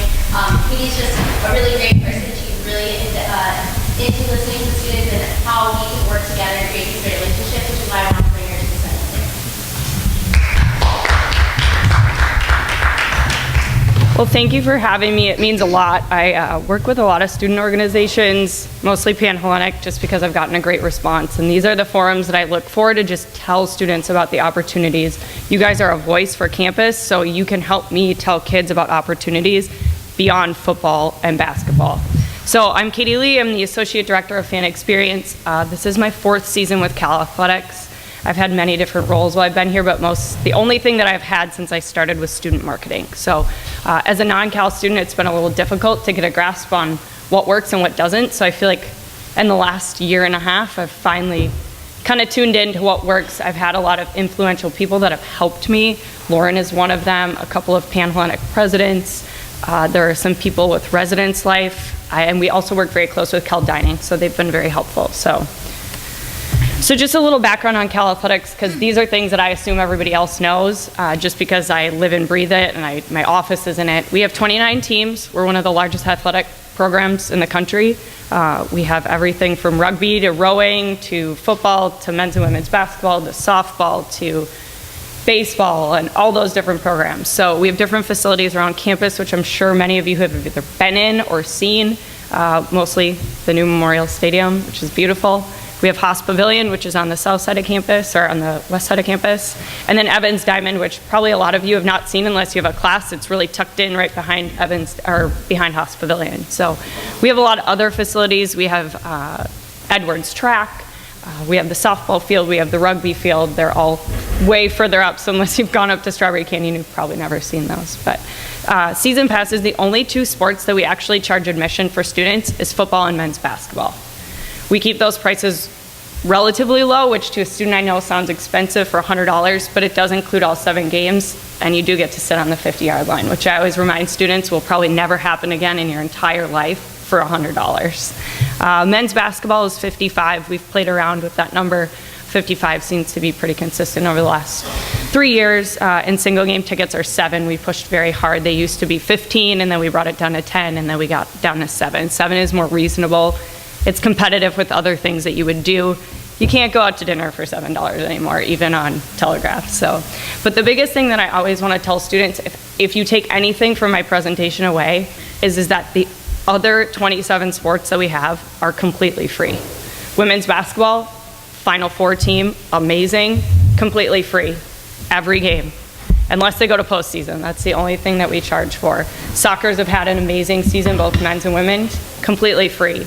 And I tell students that every time I get in front of them, because most of them say, I didn't even know we had that many teams. I also didn't know that it was free. And so I think that's a great thing for student groups that are looking for activities to do together or for activities to do to get people involved, is it's free. There's not a lot of things you can do anymore that are free, and these are great opportunities. So CalBears.com has a schedule of everything coming up within the next 3 days, and it's very rare that something on the schedule or a day on the schedule doesn't have an event coming up. So hurdles and achievements that I've had since I've been here. Communication has really been the biggest one, and that's why Lauren thought it was a good idea for me to, or Senator Week, for me to come and present to you guys. I've had a lot of problems reaching out to student groups, and I've come up with all kinds of different things like group incentives, group opportunities, special pricing, opportunities for groups to get in front of 10,000 people at a basketball game. And I've just had a really hard time communicating. We talked about it last week, and it's just, we email or we call the numbers online and they don't respond. Mostly they don't read it, or it goes to an old email, or it's not updated, and we just have had no luck. So that's a lot of what I'm presenting to you guys today, is opportunities that I hope you share with your groups, and that then you can come back to me with feedback and groups that want to get involved. Because my biggest thing is that I'm an advocate for the students within the athletic department, and I know there are a lot of great different student groups that have huge things that they're trying to do. And if they could get in front of 1,000 students and 10,000 fans, a lot of which are great donors for the campus, that would potentially help them with these different efforts that they're doing, that this is a great forum to do it. So another thing is customer service. How many people in this room have been to a football game? I'm sure you've all gone through the student gate and you've all had problems there, or you've come to a basketball game and you had a single game ticket and they shoved you up into the 24th section and you were in row like 30 and you're like, there's nobody down below. That's where some of my achievements came in. I was just like, I can't battle with students, and if they're gonna buy a single game ticket, we need to treat them like a normal fan, and we need to drive kids that have season passes to come earlier. So that's why last year, it didn't matter what you had, you got to sit in that lower bowl court side, be part of the game atmosphere. So customer service hasn't been all that great. That's where I kind of now, in my role, get a little bit more pull, saying that we need to treat students like we treat our season pass holders. Because eventually, you guys are gonna be the people that become our season pass holders, and in 30 years are the ones that are like, I've been a season pass holder since I was a sophomore. So it's important for us to treat you just like we treat all of our other fans, not just like students that are getting a really great deal and we sell them their season pass and we shove them through the student gate and they're done. So trying to improve that. Some of my achievements, I've worked really hard specifically on men's basketball. It's not that I don't love women's basketball, it's just that men's basketball is one of our revenue sports. It's our second highest revenue generating sport. We put a lot of effort behind it and we have the budget to support it. And it was just coming up with single game options. Did anybody in here do the Build a Uniform program last year?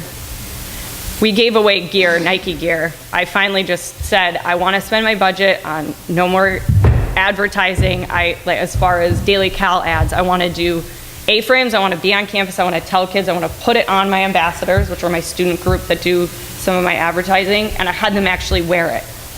And they were the best ambassadors. That was the best advertising I could have spent. So I actually broke the record of the most students at the Stanford game. If any of you were there last year, students were 1/4 of the attendance in Haas Pavilion. It was out of control. Everybody talks about it. That is the game that everybody references. In all of our donor examples, when they present to people about donating and the importance of being at basketball and buying season passes and being part of the program, they show the section of students that went straight up to the top. It was all blue and gold and people were just going crazy. It was awesome. I mean, it's like, it gives me chills to think about it. We had so many students there, and finally all the work we had put into it, students came. So finally getting kids to come to that. We're getting the Greeks involved.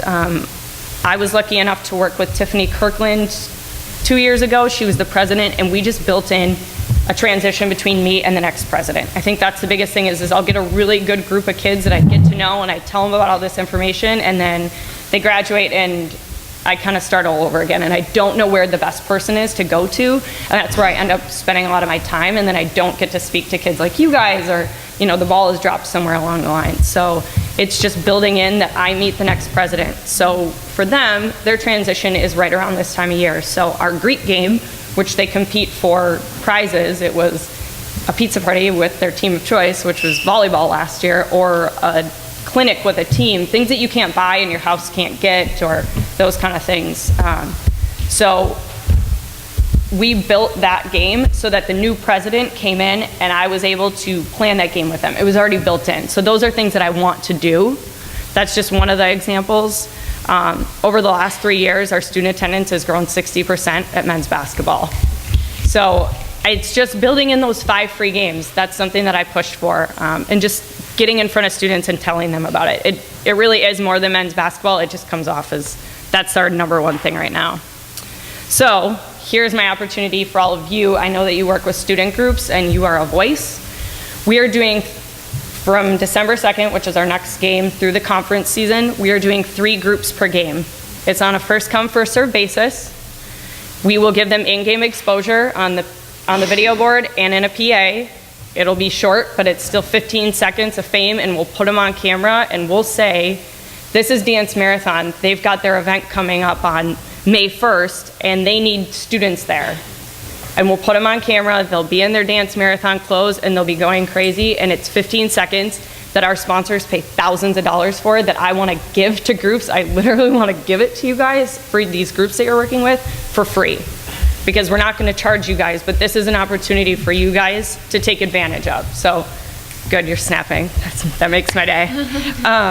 So the way that it's going to work is I'm telling you guys about it now. I hope that you share it. On the next page, I have information of how we're going to go about signing groups up, the process, and then how we're going to move forward on that. Additional events are, say it fills up. We get all these groups to fill up, and we max out at 3 groups every game now through the end of the season.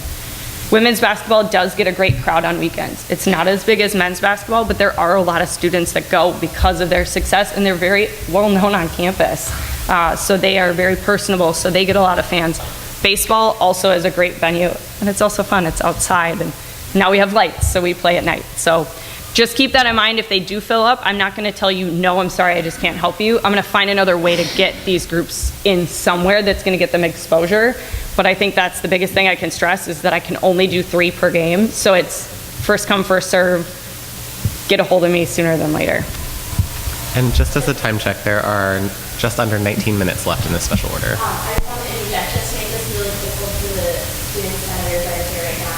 For example, I know Sean was more than half in the Philippines, so if some of his groups hosted one of the basketball games on the video board, we could say, please buy $2 ribbons in the lobby outside in the park, ladies separate, and things like that. Or if that's really hard on the Ignite campaign, so you can have a 15-second spiel up on the basketball game, like Jumbotron about the Ignite campaign, things like that, which is what I really want to present this to you all, because you all have some of the connections to the groups around campus. So I'll just wrap up. You guys are the ambassadors on campus. I'm one person. I didn't go to school here. I have really great interns, but they're very busy, and I know everybody else is, so I hope that you take this information, you share it with your groups.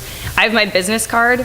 I will leave them on the back table, as well as stickers and iPhone dots in case you didn't get them.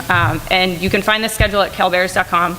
The other thing that I always want to say is that I'm open to speak to anyone. If you think you have an idea that'll work really great, email me. I've never turned down a student. I meet with 2 to 3 students a week that are like, hey, I had this really great idea.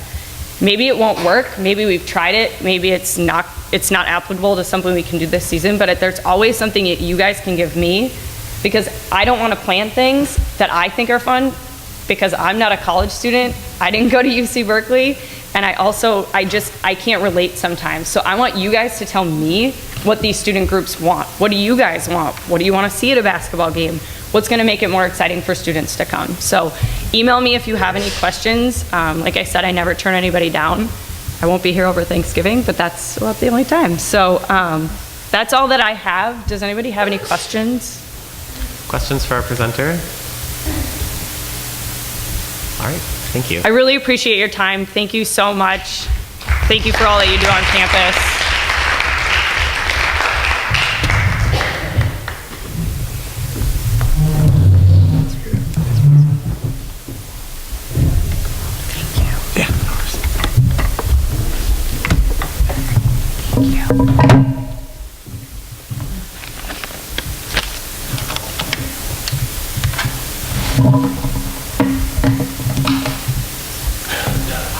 You need some? Yes. Thanks, Katie. Thank you so much. Wait. Yeah, this is the sound right here. Okay. I don't know what this is. I don't know how to do this.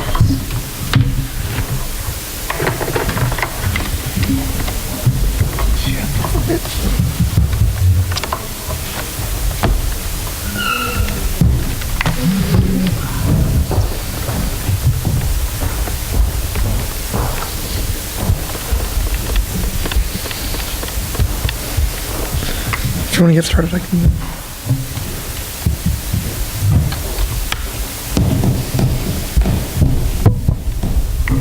Not to move the mic, yeah. Why is it not showing this up? Move the mic out of the way.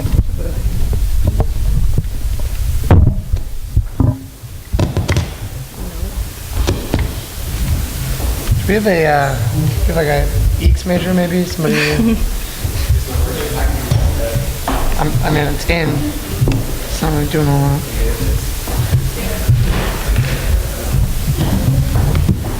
Well, it seems like everything works. You just gotta do the FN with this one. I know nothing. No, it's the screen.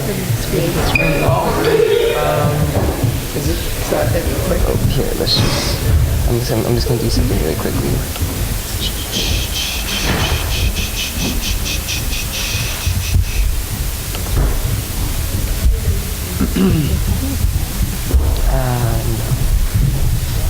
No, it's the wrong. There's like a screen message. Did you have? Did you share it? Okay. Thanks, Katie. I fixed it. Set it up. We're good. Well, I love that. Does it sound too? Like, yeah. Like on the sound.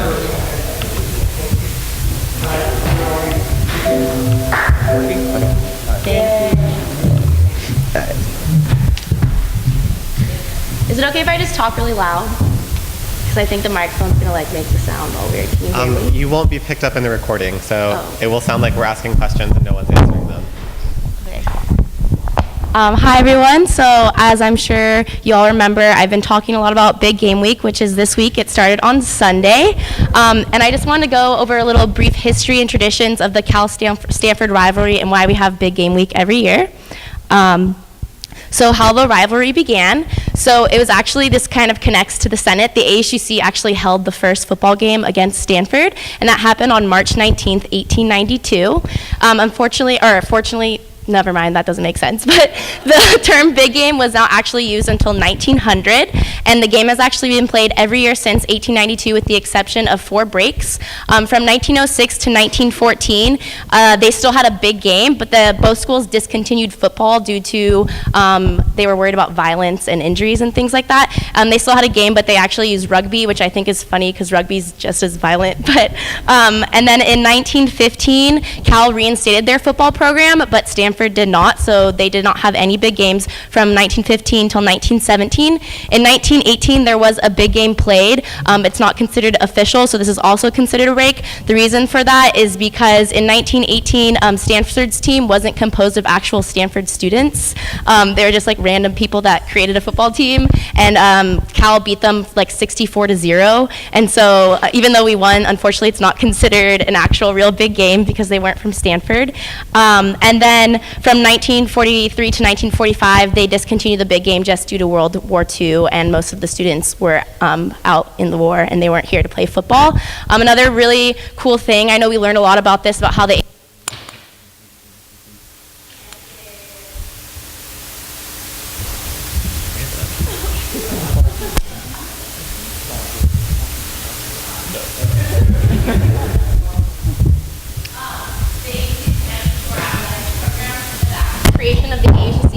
response from our football team. So the reason the ASUC was created was because there were concerns that there was non-students on our football team, and students didn't like the idea that a club or an organization could use the title UC Berkeley or California and associate themselves when they weren't actual students of the University of California. And because of that concern, they created the associated students originally of the College of Letters and Sciences of the University of California, but then our name was shortened to the ASUC that we know today. So I think that's really cool that this is so connected to what we're doing right now. So notable facts about the rivalry. It's actually the 9th oldest rivalry in all of NCAA Division I football. And this Saturday will be the 116th big game to ever occur. I'm sure if you've been to a football game, you've seen card stunts. So card stunts are actually an invention of UC Berkeley. The University of California Rally Committee had the first ever card stunt in the history of college football at the 1910 big game, which was actually the rugby teams playing against each other. But Stanford tried to mimic our card stunts, and they failed so miserably that they have never done one since they failed at it. And actually the rivalry features like the undisputed greatest play in all of college football. It's like so great that it's actually called The Play. And I actually have a video clip of it for those of you that have not seen it. And this took place at the 1982 big game. No. Okay, we'll play it at the end if there's time. So I also want to talk about the history of the Stanford Axe. So the Stanford Axe is the prize that's awarded at the big game, but a lot of people don't know this. It actually hasn't always been associated with football. Before football was really a big deal, it was actually the baseball teams that really created the rivalry between Stanford and Cal. And the Axe actually made its first appearance to Cal fans on April 15th, 1899 at a Cal-Stanford baseball game. Throughout the game, so Stanford, their mascot used to actually be the Indians, which is why it's an axe. Throughout the game, Stanford yell leaders were mocking Cal fans by waving the axe and chanting an axe yell. However, Cal students, as they were doing this, successfully stole the axe, which resulted in a chase around the city of San Francisco. And actually, in order to because the chase was such a big deal, the San Francisco Police Department got involved. And in order to get back across the bay, because there wasn't like BART or buses or anything, they had to take a ferry. A male student dressed as a female, because the females weren't getting searched before entering into the ferry, he actually put on like female's clothing with the axe underneath it, and then got onto the ferry and was able to bring the axe back to Berkeley, where the axe then remained in Berkeley for 31 years. And to continue, it wasn't until 1930, so this happened in the late 1800s, that 21 Stanford students, if you talk to a Stanford fan, they are known as the Immortal 21, but to Cal fans, they're known as the Immoral 21. They plotted to steal the axe back, and they made this really, really crazy plan. They dressed as Cal students, and they actually attacked the rally committee at an axe rally with tear gas. And after grabbing the axe, they sped off in 3 different getaway cars so that the Cal students wouldn't know which getaway car they were in. At the same time, Stanford students were posed as rally committee members, telling them which way they should go to try to get them off their track. And after they stole the axe from us, it successfully stayed at the Stanford campus for 3 years. This actually resulted in some pretty dangerous things. Because of the the getaway cars, there's actually a car accident. Because of the danger of this, Stanford and UC Berkeley administration decided to get involved, and they decided they could no longer have this rivalry just due to the danger that it presented. And so then in 1933, they decided that the axe would be the award for whoever won the big football game. And just some really funny facts about the axe. So despite Stanford's winning record over Cal in football, Cal has actually had possession of the axe for more years than Stanford, because we had it for 31 years when we stole it, and Stanford only had it for 3 years when they stole it. And also Mitt Romney, who was the Republican presidential candidate, he was a member of the Stanford Axe Committee, and he actually led one of the biggest attempts to steal the axe from us when he was a freshman there in 1965. He dressed up as a rally committee member in order to learn their plans and secrets, but he did not successfully steal the axe. And then another really fun thing about the axe, so the axe used to be an actual axe, and during one of the attempts to steal it, the handle fell off. That's when they put the axe onto the wooden board when they presented it as the football trophy. And under the axe, there's actually a list of all the scores. When Stanford has possession of the axe, they actually changed the score of the 1982 big game to reflect the score before the play happened, which means Cal, so it was 25 to 20, but before Cal did the play, it was a different score, meaning Stanford would have won. So right now, now it says that Stanford won that game, but if we were to have the axe and the trophy, it would say that we won that game, which is kind of funny. Something else I wanted to say, I don't know if you are aware, when I was a freshman here, they were going to cut our baseball team, and I mentioned that the axe actually became significant because of the baseball rivalry. So when they were cutting the baseball team, they needed to raise $9 million to keep our baseball program here in Cal intact. The way that money was raised is that Stanford actually donated like a large sum of the money to keep our baseball team because they didn't want the baseball rivalry between Cal and Stanford to end, because it's like such history and tradition behind it. And then just to talk a little bit about Big Game Week, so the attritional events that the UC Rally Committee as well as the rest of Cal Spirit hosts during this week. On Sunday we have an event called Rossmore. Rossmore, I'm really excited about it. People think I'm really weird that I get so excited about it, but Rossmore is a retirement community in Walnut Creek that is literally just filled with Cal alumni. On Sunday, we go to Rossmore and we just do a rally for them, and literally these are the most like dedicated Cal fans you have ever met. They are from head to toe wearing blue and gold, and they're just like so excited to see anyone from the school come and like just like hang out with them. We just talk with them, we do a little dance and presentation, and then we eat food with them. On Monday, we have a cable car rally. That's where the UC Rally Committee rents out a cable car, and we fill it with the band, the Cal cheer and dance team, the rally committee members, and also OSCE, and we ride a cable car all through the streets of San Francisco. On Tuesday, we have a tree chopping rally and the Get the Red Out program. Get the Red Out is a newer addition to Big Game Week. That's where the rally committee members actually, if you donate a red shirt and canned food, they'll give you a free blue and gold shirt in return. And then Wednesday, Laugh Your Axe Off, which is happening right now. It's a comedy show that just tells a bunch of jokes about how bad Stanford sucks, and that's held by the UC Rally Committee. And also there's a program called, or an event called Guardsmen, and that's where a bunch of Cal alumni just have a huge luncheon. These luncheons for Cal alumni are actually held throughout the week. Just Guardsmen's one of the most significant ones. On Thursday we have our night rally. That's where we go through all the dorms as well as through the Piedmont Channing area and then onto campus, and we do little rallies throughout the entire thing. And then on Friday we have our East Bay and City Bus. That's where we actually get rented out by Cal alumni. So I went last year on the city bus, and we went to like random bars in San Francisco and just like infiltrated them and started having the Cal band play and like start dancing and stuff just for the Cal alumni that were there. It's like really fun. My sophomore year I went in East Bay. We went to like a parking garage. Just like literally we go to places where Cal alumni are having luncheons and things, and we do like a huge rally for them. And then of course there's Bonfire Rally, which is what I really wanted to emphasize. It's this Friday at 7 p.m. in the Hearst Creek Theater. This is the largest bonfire west of the Mississippi. It reaches 8 stories tall. It actually costs over $20,000 to put on every year, and the UC Rally Committee has done this for almost every single big game. Stanford also used to have a bonfire rally, but they were no longer allowed to do it because where they had it was home to an endangered species, and they kept doing it despite this, but then finally California stepped in and said they could no longer do it.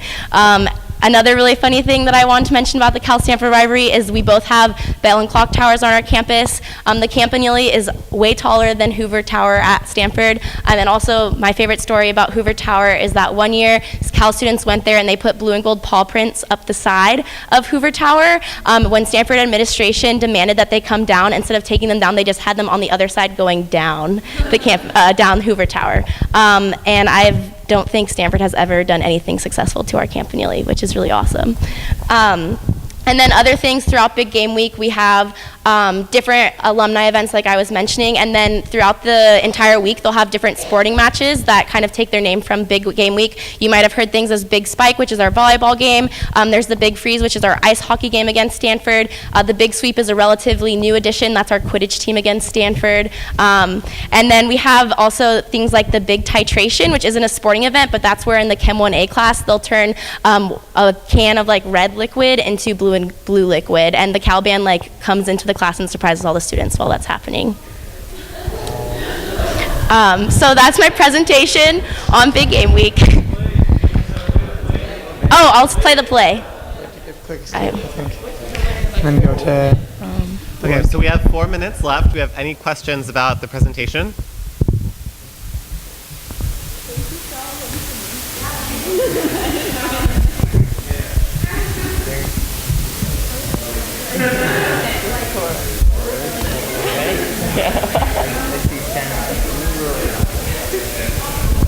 Does this actually work now? Yeah.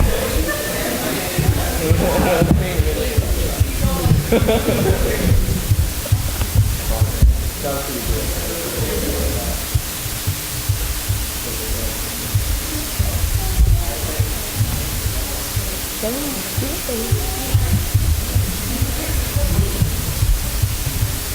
give me every. Go away. Okay.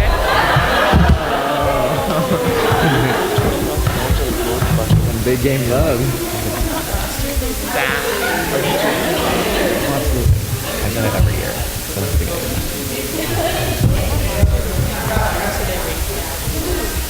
You know what I just wish I had? It's pretty bad. What?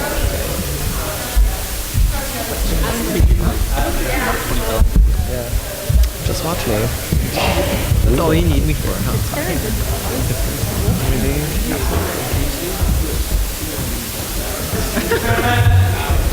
I see Destiny. Whatever.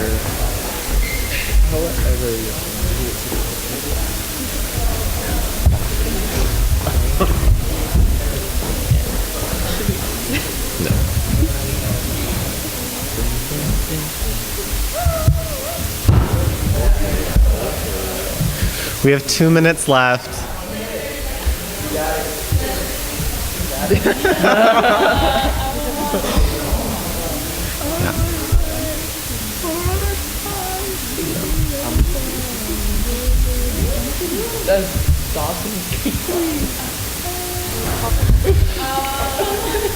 So we do have another special order after this. I just want to remind everybody that that we have that. If it's possible to send the link out, I would invite all of you to watch it that way. If we don't have any other questions for our presenters,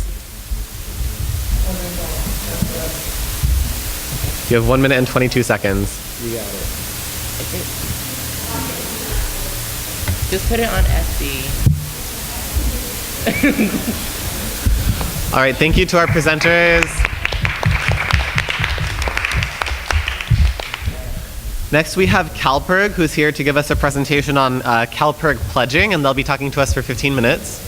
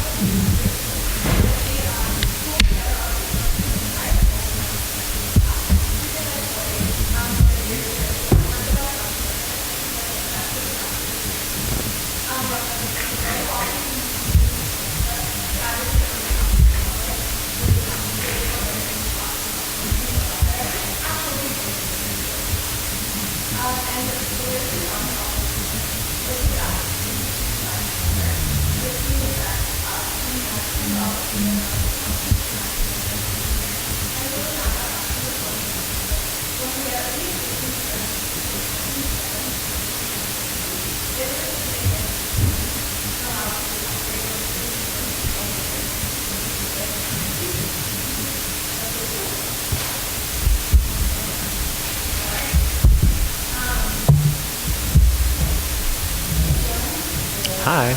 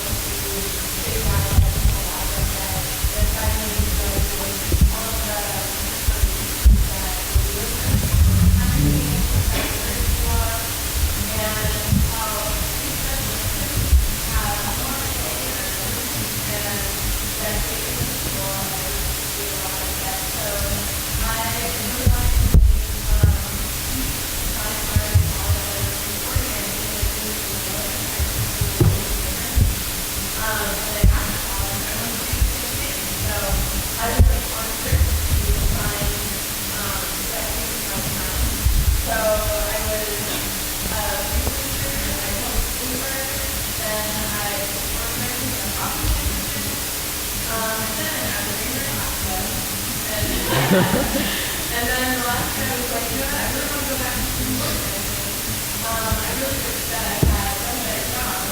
And CalPIRG, the first, are actually motivated nonprofits that are training students and staff how to be academic. And I had no idea how to do CalPIRG. And so they did it that way. And when I researched it and interviewed a lot, and that's what I mentioned, CalPIRG actually, so we did a lot of research and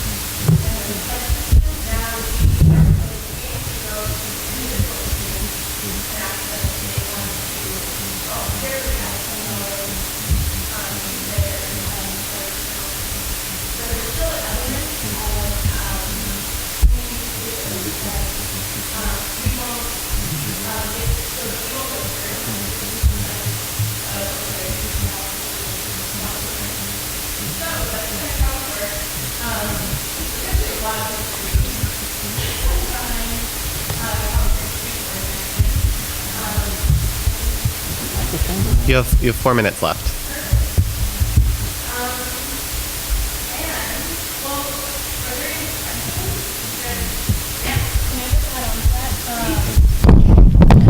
So like they were saying about how now we're an opt-in system and how the regents fought against CalPIRG and the ASUC and student organizing, this is a larger trend across the country, right?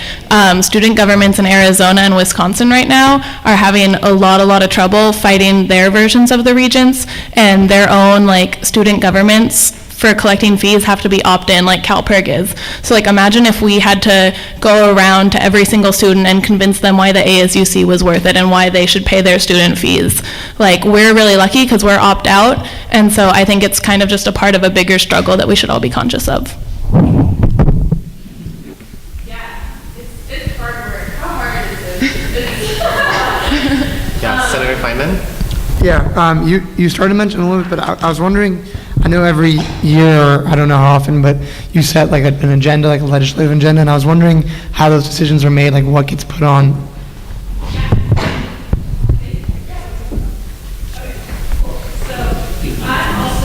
Do you want to double check your microphone for us? Can you double check your microphone and make sure it's on?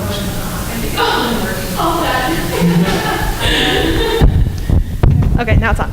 Okay, so CalPIRG is run through a student board of directors. I'm currently on the executive board of directors. I'm the newly elected secretary. So when we come together and choose which campaigns we're going to run, we're actually in that process right now. Students submit proposals for which campaigns they want to see run, and then this Sunday at 1 o'clock we're having a big conference call across the state where we're going to assess which campaigns fit our mission the best, which ones we can actually run, which ones have like the best variety of tactics, which support the most good in the world. So it's all students decide what we're doing, what we want to run. Yeah. How does it work with agenda pieces that are specific to like this area if it's a statewide? So are there some like you'll take a national one, a state one, and a local one, or how exactly does that work? It depends on which campus. We're currently not running a local campaign, but I really want to run a local campaign. One that I just heard of was there's this guy who wants to make Berkeley the most bike-friendly city in the country, which I think is a really cool idea, so I'm going to... Oh, sorry, it's the mayor, not just some guy. So I'm going to be proposing that to the CalPIRG chapter here. So yeah, if you have any ideas, you can email me. Well, yeah, so that was going to be one of the things I was going to talk about. No, I forgot about it, so it's perfect. So we were going to come to you all because it's not just the CalPIRG students. We are here to run local, statewide, and federal campaigns for the students. Like you all, like we're your CalPIRG group. We're your public interest group. So I was going to send out an email tomorrow morning. It was like the Better Bike campaign from the mayor was an idea that we could jump on. But if you all have campaigns that you don't have the capacity for, or you kind of just heard about it, or we just need a little push, we're here to make that happen. We're here to organize. Yeah, and they don't necessarily have to be... If it's a local campaign, they don't have to be submitted by this weekend. That's this Sunday we're going to be picking the campaign that we're going to run across the state, and that's going to be our main focus. But if we want to add a local campaign here at Berkeley, we can just do that whenever. And we'd be happy to work on something that the students agree on. We're supporting you guys. We're here for you. Yeah. Okay, so we have 13 seconds left. Any 10-second questions? No? Okay, cool. So if we're going to do other questions, we have to extend time.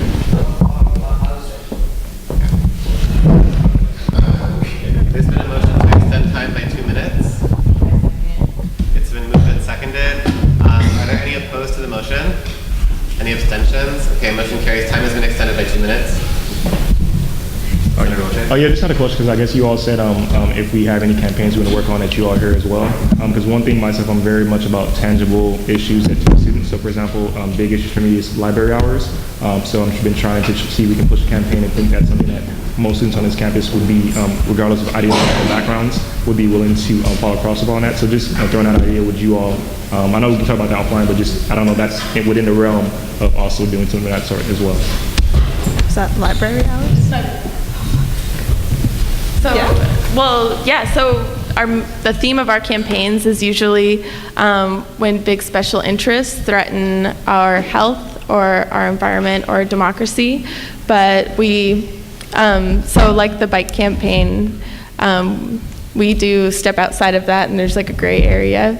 So I'm going to submit, or I'm going to email you all a way that you could reach us for campaign ideas, and in the email will be like the process to keep in communication. Yeah? Cool. All right, great, thank you. I think our presenters might also have brought pledge cards with them, so if you all have not pledged CalPIRG before, I would highly recommend it. I would do it again, but you can only do it like once. Like once you're signed up, you've pledged for your time at Cal, so I totally would sign up every semester. But for those of you senators who have not signed up, it's an option. I would invite our presenters to pass those out, and if you have like friends that you know who have not signed up, CalPIRG is a really important resource on our campus, and so it's definitely something that you can do to support public interest research and advocacy in the Berkeley area. Once you sign up every semester, there's $10 added to it. Oh, you haven't told me that. Yeah, so if you've never done it before, do it. All right. Okay, so if there are no other questions for our presenters then, thank you both for coming in.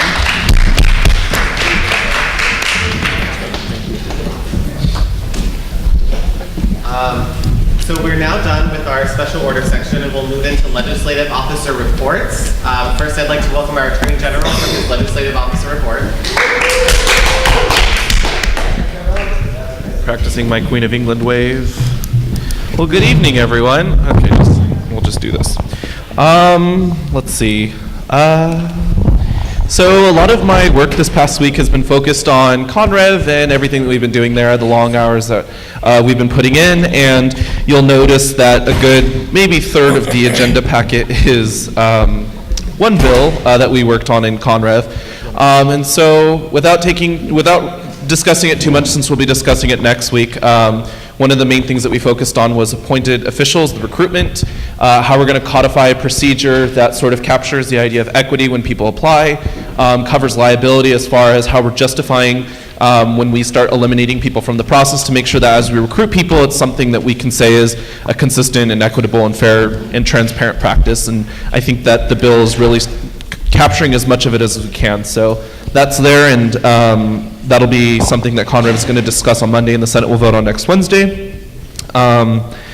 Also, I submitted a petition to Judicial Council about an advisory opinion on closed session. Right now, I know that the Senate's been going into closed session a few times in the recent past, and there really isn't any language about who can be here and who can't, and just for the sake of making sure that we're all on the same page about who can be here, I asked the Judicial Council to give an opinion on it, although there isn't really any language, so I don't know that the opinion's going to consist of more than you should probably legislate something, so that's maybe a discussion that we'll have in Conrev in the future. But just the reason why I asked them was that any time that we are asking people to leave the room, no matter how well-intentioned it might be, it's just, obviously we're asking people to leave a room, so it's kind of like an issue with transparency, and so we just want to be all on the same page about who's here and who isn't here. So as soon as I find out back from Judicial Council, I'll let you know. Let's see. Oh, about political party leadership, I put there at the bottom, if you have, if you're part of a political party, like you all are, if you can let your party leadership put them in contact with me. I'm trying to meet with the leaders of the student political parties as we head into elections, just so that if anything happens during the elections, my first contact with the party establishment is not like in Judicial Council or anything like that. So it's just about understanding who is who on campus and how the party dynamics are working as they go into elections, considering that we're wrapping up the fall semester. So I've already heard back from the student action leadership, but if CalServe, MEMSA and Squelch and Common Sense can let me know their leadership, that would be great. I think that's all, nothing from the budget. That's basically it. Other than that, I did go to the new ASUC town hall meeting just to see, and Senator Quinn went too, so that was great to see her there, just to see if anything that, there were a lot of first years that were there, so it was kind of good to connect with people who have never heard of ASUC, and like 75% had never heard of ASUC, but there was free cheese board, so they were down. So I just thought it would be a good idea to go and see if there are any things that we might be able to incorporate in the governing documents as we move forward. But just kudos to the EVP office for that event and reaching out to the new students. Other than that, that's everything that I have in my report. Are there any questions? Questions for the Attorney General. Senator Woche? Yeah, just clarify. You said something about reaching out to the leadership. I don't know if I got an email about that, or could you clarify that? No. I also briefly just want to clarify that not all of the elected officials are represented by a party. Right. So, like, MEMSA, for example, is not formally a political party. Yeah, I mean, like, obviously every political party is different, and if you don't have one, then just, like, let me know. But it's just about, like, understanding. I know it was brought up that I've never been through elections here, and so I'm trying to do everything I can. I'm meeting with Gina to talk about things that we're going to do as we head in, just so there are no surprise booby traps in the spring. Yeah. So if you don't have any, just let me know. It's fine if your party works differently. We do have something, but I guess I was just confused about, like I said, you said did you reach out, or did you? No. I asked you if you can put me in, because I don't know, like, where I would find that. It's not like anywhere on the website, so there's no real way other than reaching out to all of you to put me in touch with them. All right, this website, I'll give you. All right, cool. Thanks. Are those all the questions? Thank you, Grant. All right, moving down our list of legislative officer reports, keep in mind that you can find most of the reports, hopefully, in the tab with other reports, but for spoken reports, we have our Solicitor General, Judicial Council Representative, Elections Council Chair, Director of Cal Housing, Marketing and Communications Director, Student Affairs Officer, Superb Representative, and Student Service Board Director. Those are supposed to be separate lines. And then our Director of Environmental Sustainability. Okay, so if we don't have reports for any of those, we'll move that into standing committee reports, starting in alphabetical order with constitutional and procedural review.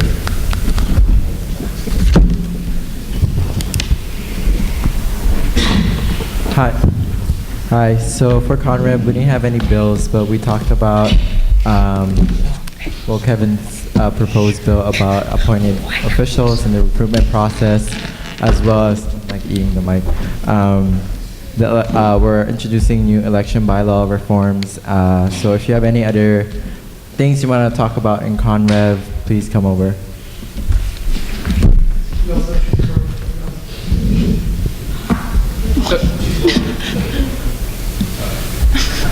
Senator Mullen. We never came back to the original agenda item, which is why I said it before we left. But Election Councilor, you had expressed concern that her stipend had not been allocated yet, and it was supposed to be allocated a month afterwards. I'm not sure what the process looks like that, if it's through FICOM or Conrad. Her stipend was not allocated for her spring term? Apparently, half of her stipend is supposed to be allocated a month, according to the bylaws, a month after her appointment. I don't know that that's accurate. Okay. She's just curious. Typically, positions that are, okay, let me deviate from this briefly. Positions that receive stipends, they sign paperwork that has the terms of when their stipend is allocated. Oh, so, like, yeah. So, it says in Title 4, Section 2, Section 4, Subsection 1, that half of the stipend will be paid 1 month after the chair takes office. Well, if she hasn't signed her paperwork to do the stipend yet, then So she would be the lead center. Yeah, she would talk to Rob, and that's with any stipended official. Before we can release their stipend, there's paperwork that they have to fill out for accountability measures. Senator Feynman? Yeah, maybe that, but still kind of related. Maybe we can wait then. Yeah. Okay. I'll just say it. So I know we don't get stipend. That's correct. Fact. Is there a way we can talk about getting, like, credit for this, like student credit? Like, what? So you can sign up for the ACCD Cal in the spring. Cool. And the division, I mean, this is really unrelated to committee reports. Yeah, so that's why I started talking about Yeah, I mean, the stipend question is something that the Division of Student Affairs is supposed to be working on. Y'all control the budget. If you want to allocate stipends for yourselves as senators, you can do that. Hell yeah. There goes contingency. I'm kidding. I'm kidding. I'm just saying, it's a decision that the Senate can make. So if we can get people to focus, we'll move on to our Finance Committee report. Excuse me, you're on microphone? Hi, everyone. So in FICOM this week, we passed SB 59, the Week 11 budget bill. So the total of that came out to $1,218.78, with $1,039.78 of that, 78 coming out of contingency, and then 178.94 coming out of the Greek Opportunity Fund. And I know we're going into the end of the semester, so I just want to give y'all a couple updates with like contingency, space reservation fund, and like the Greek Opportunity Fund. So in Senate contingency, we have $27,000, 762.76, and that's like 69.4% of the Senate contingency, but keep in mind that that goes into the spring as well. And then for the space reservation, we have $22,558, and that's 67.7% of it. And then most of that's going to be allocated in the spring. And then in the Greek Opportunity Fund, we have $8,821.06, and that's 88.2% of it. So that's what we did in FICOM. Great, thank you, Senator Mohabit. We'll move on then to University and External Affairs. Good evening, everyone. So we'll just go right through all the bills. SB 54, a bill in support of extending residence hall move-out days, was tabled. SB 55, a bill in support of the Filipino Association for Health Careers Medical Mission, was passed with amendments. SB 56, a bill regarding pay it forward, was passed with amendments. SB 57, a bill denouncing the actions of the Berkeley Democratic Club and the Yes on Measure S campaign, was passed with lots of amendments. And SB 58, a bill in support of international education, was passed. Thank you. Great. Just a clarification, SB 59 was passed with amendments. So to clarify also on consent calendar, SB 54 should not actually have appeared on consent calendar. There was a miscommunication with that. So there's a revised agenda online that doesn't have SB 54, but these were printed before that revised agenda was made. Sorry, point of SB 54 isn't actually on here unless from the agenda. Okay, so the new agenda packet that's on top probably has the revised agenda. If you're looking at the one in your binder, then it's the old version. I see. So apparently they did provide you with revised copies of the agenda. Cool. So, are there any senators who would like to pull items from the consent calendar? Going once, going twice? Senator Tan? Oh, this is a point of parliamentary inquiry. So if I'm going to add an author to a bill, do I have to pull it out of consent calendar? No, I mean, authors and co-sponsors are not like part of the text of the bill, generally speaking, so that would be something that you would just let Mr. Litwack know to put into the minutes. Okay. Yeah, So if you can email him with those details, they will appear.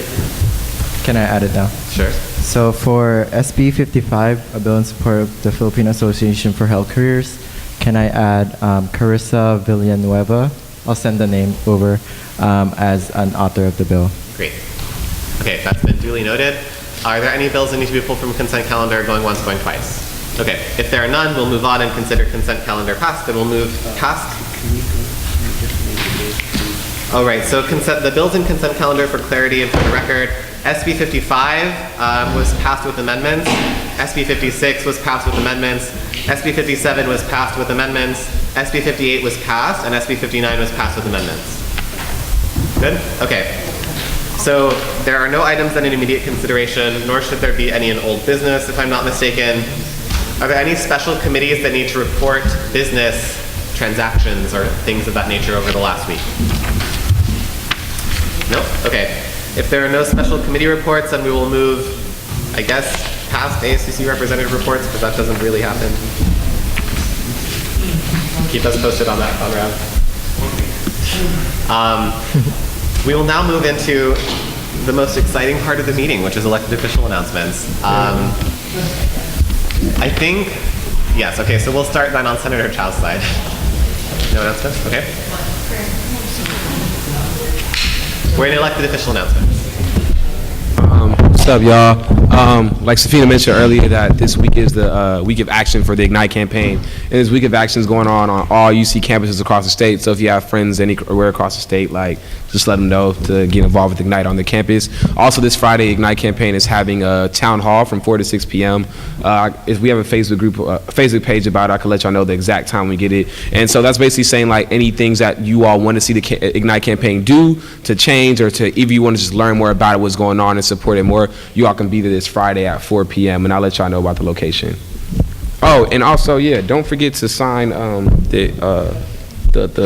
sign this and give it to your boy. And yeah, you can give it to me and I'll give him and I'll keep him. Thank y'all. Thank you.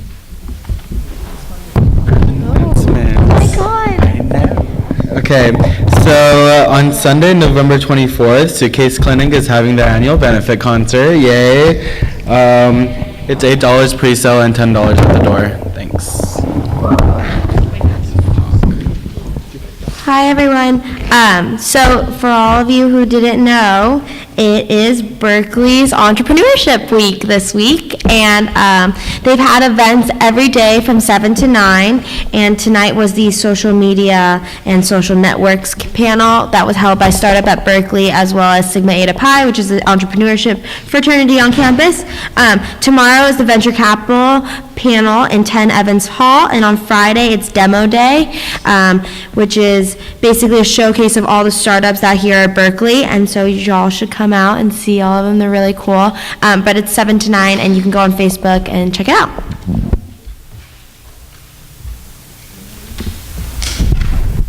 Yeah, so if you all see, I just passed around something. So tomorrow around 7 p.m. in 159 Mulford, we'll be showing, as I've been telling you all for the past 2 weeks, I'm going to be showing a film about Place at the Table. Is basically essentially about food hunger in America. The fact that one could actually be starved of food but still quote unquote obese, or just the struggles of common day families face. So just please come out to that tomorrow. It's free, and we're going to be having a discussion afterwards. So thank you. This Saturday is a Nahat acapella. It's presented by Indus, and it's one of the largest acapella competitions on the West Coast. And it's across the nation, so teams from like BU and UC and Florida are coming out. So it's going to be pretty fun, and it's in Wheeler Auditorium at 6 p.m. Hey y'all, I know it was a lot of different weeks this week, if that makes sense, but it was also Transgender Awareness Week, and today especially was Transgender Day of Remembrance, and I was just hoping we could take a moment of silence in a sec for all of our trans siblings who have been killed for that identity. Approximately one trans person a week has been killed over this last decade, which is ridiculous. I think we can all agree. And the folks that are most often killed are people at the intersection of being a trans woman of color.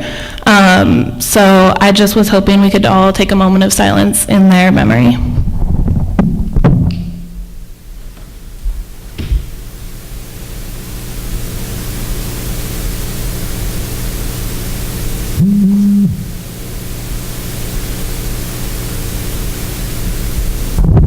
Thank you.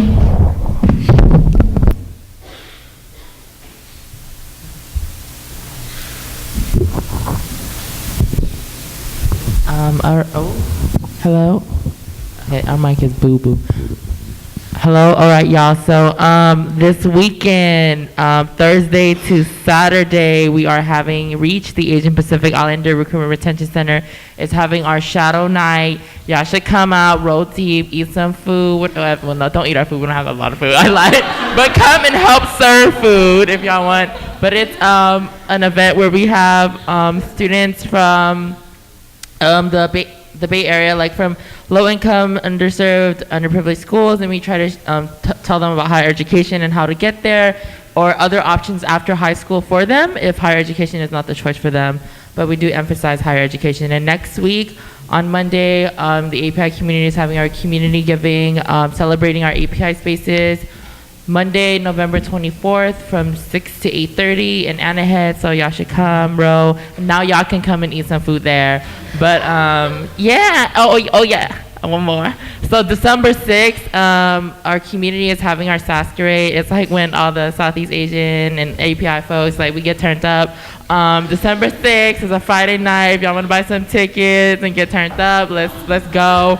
But yeah, if y'all are interested, let me know. I can hook it up. Hi, everybody.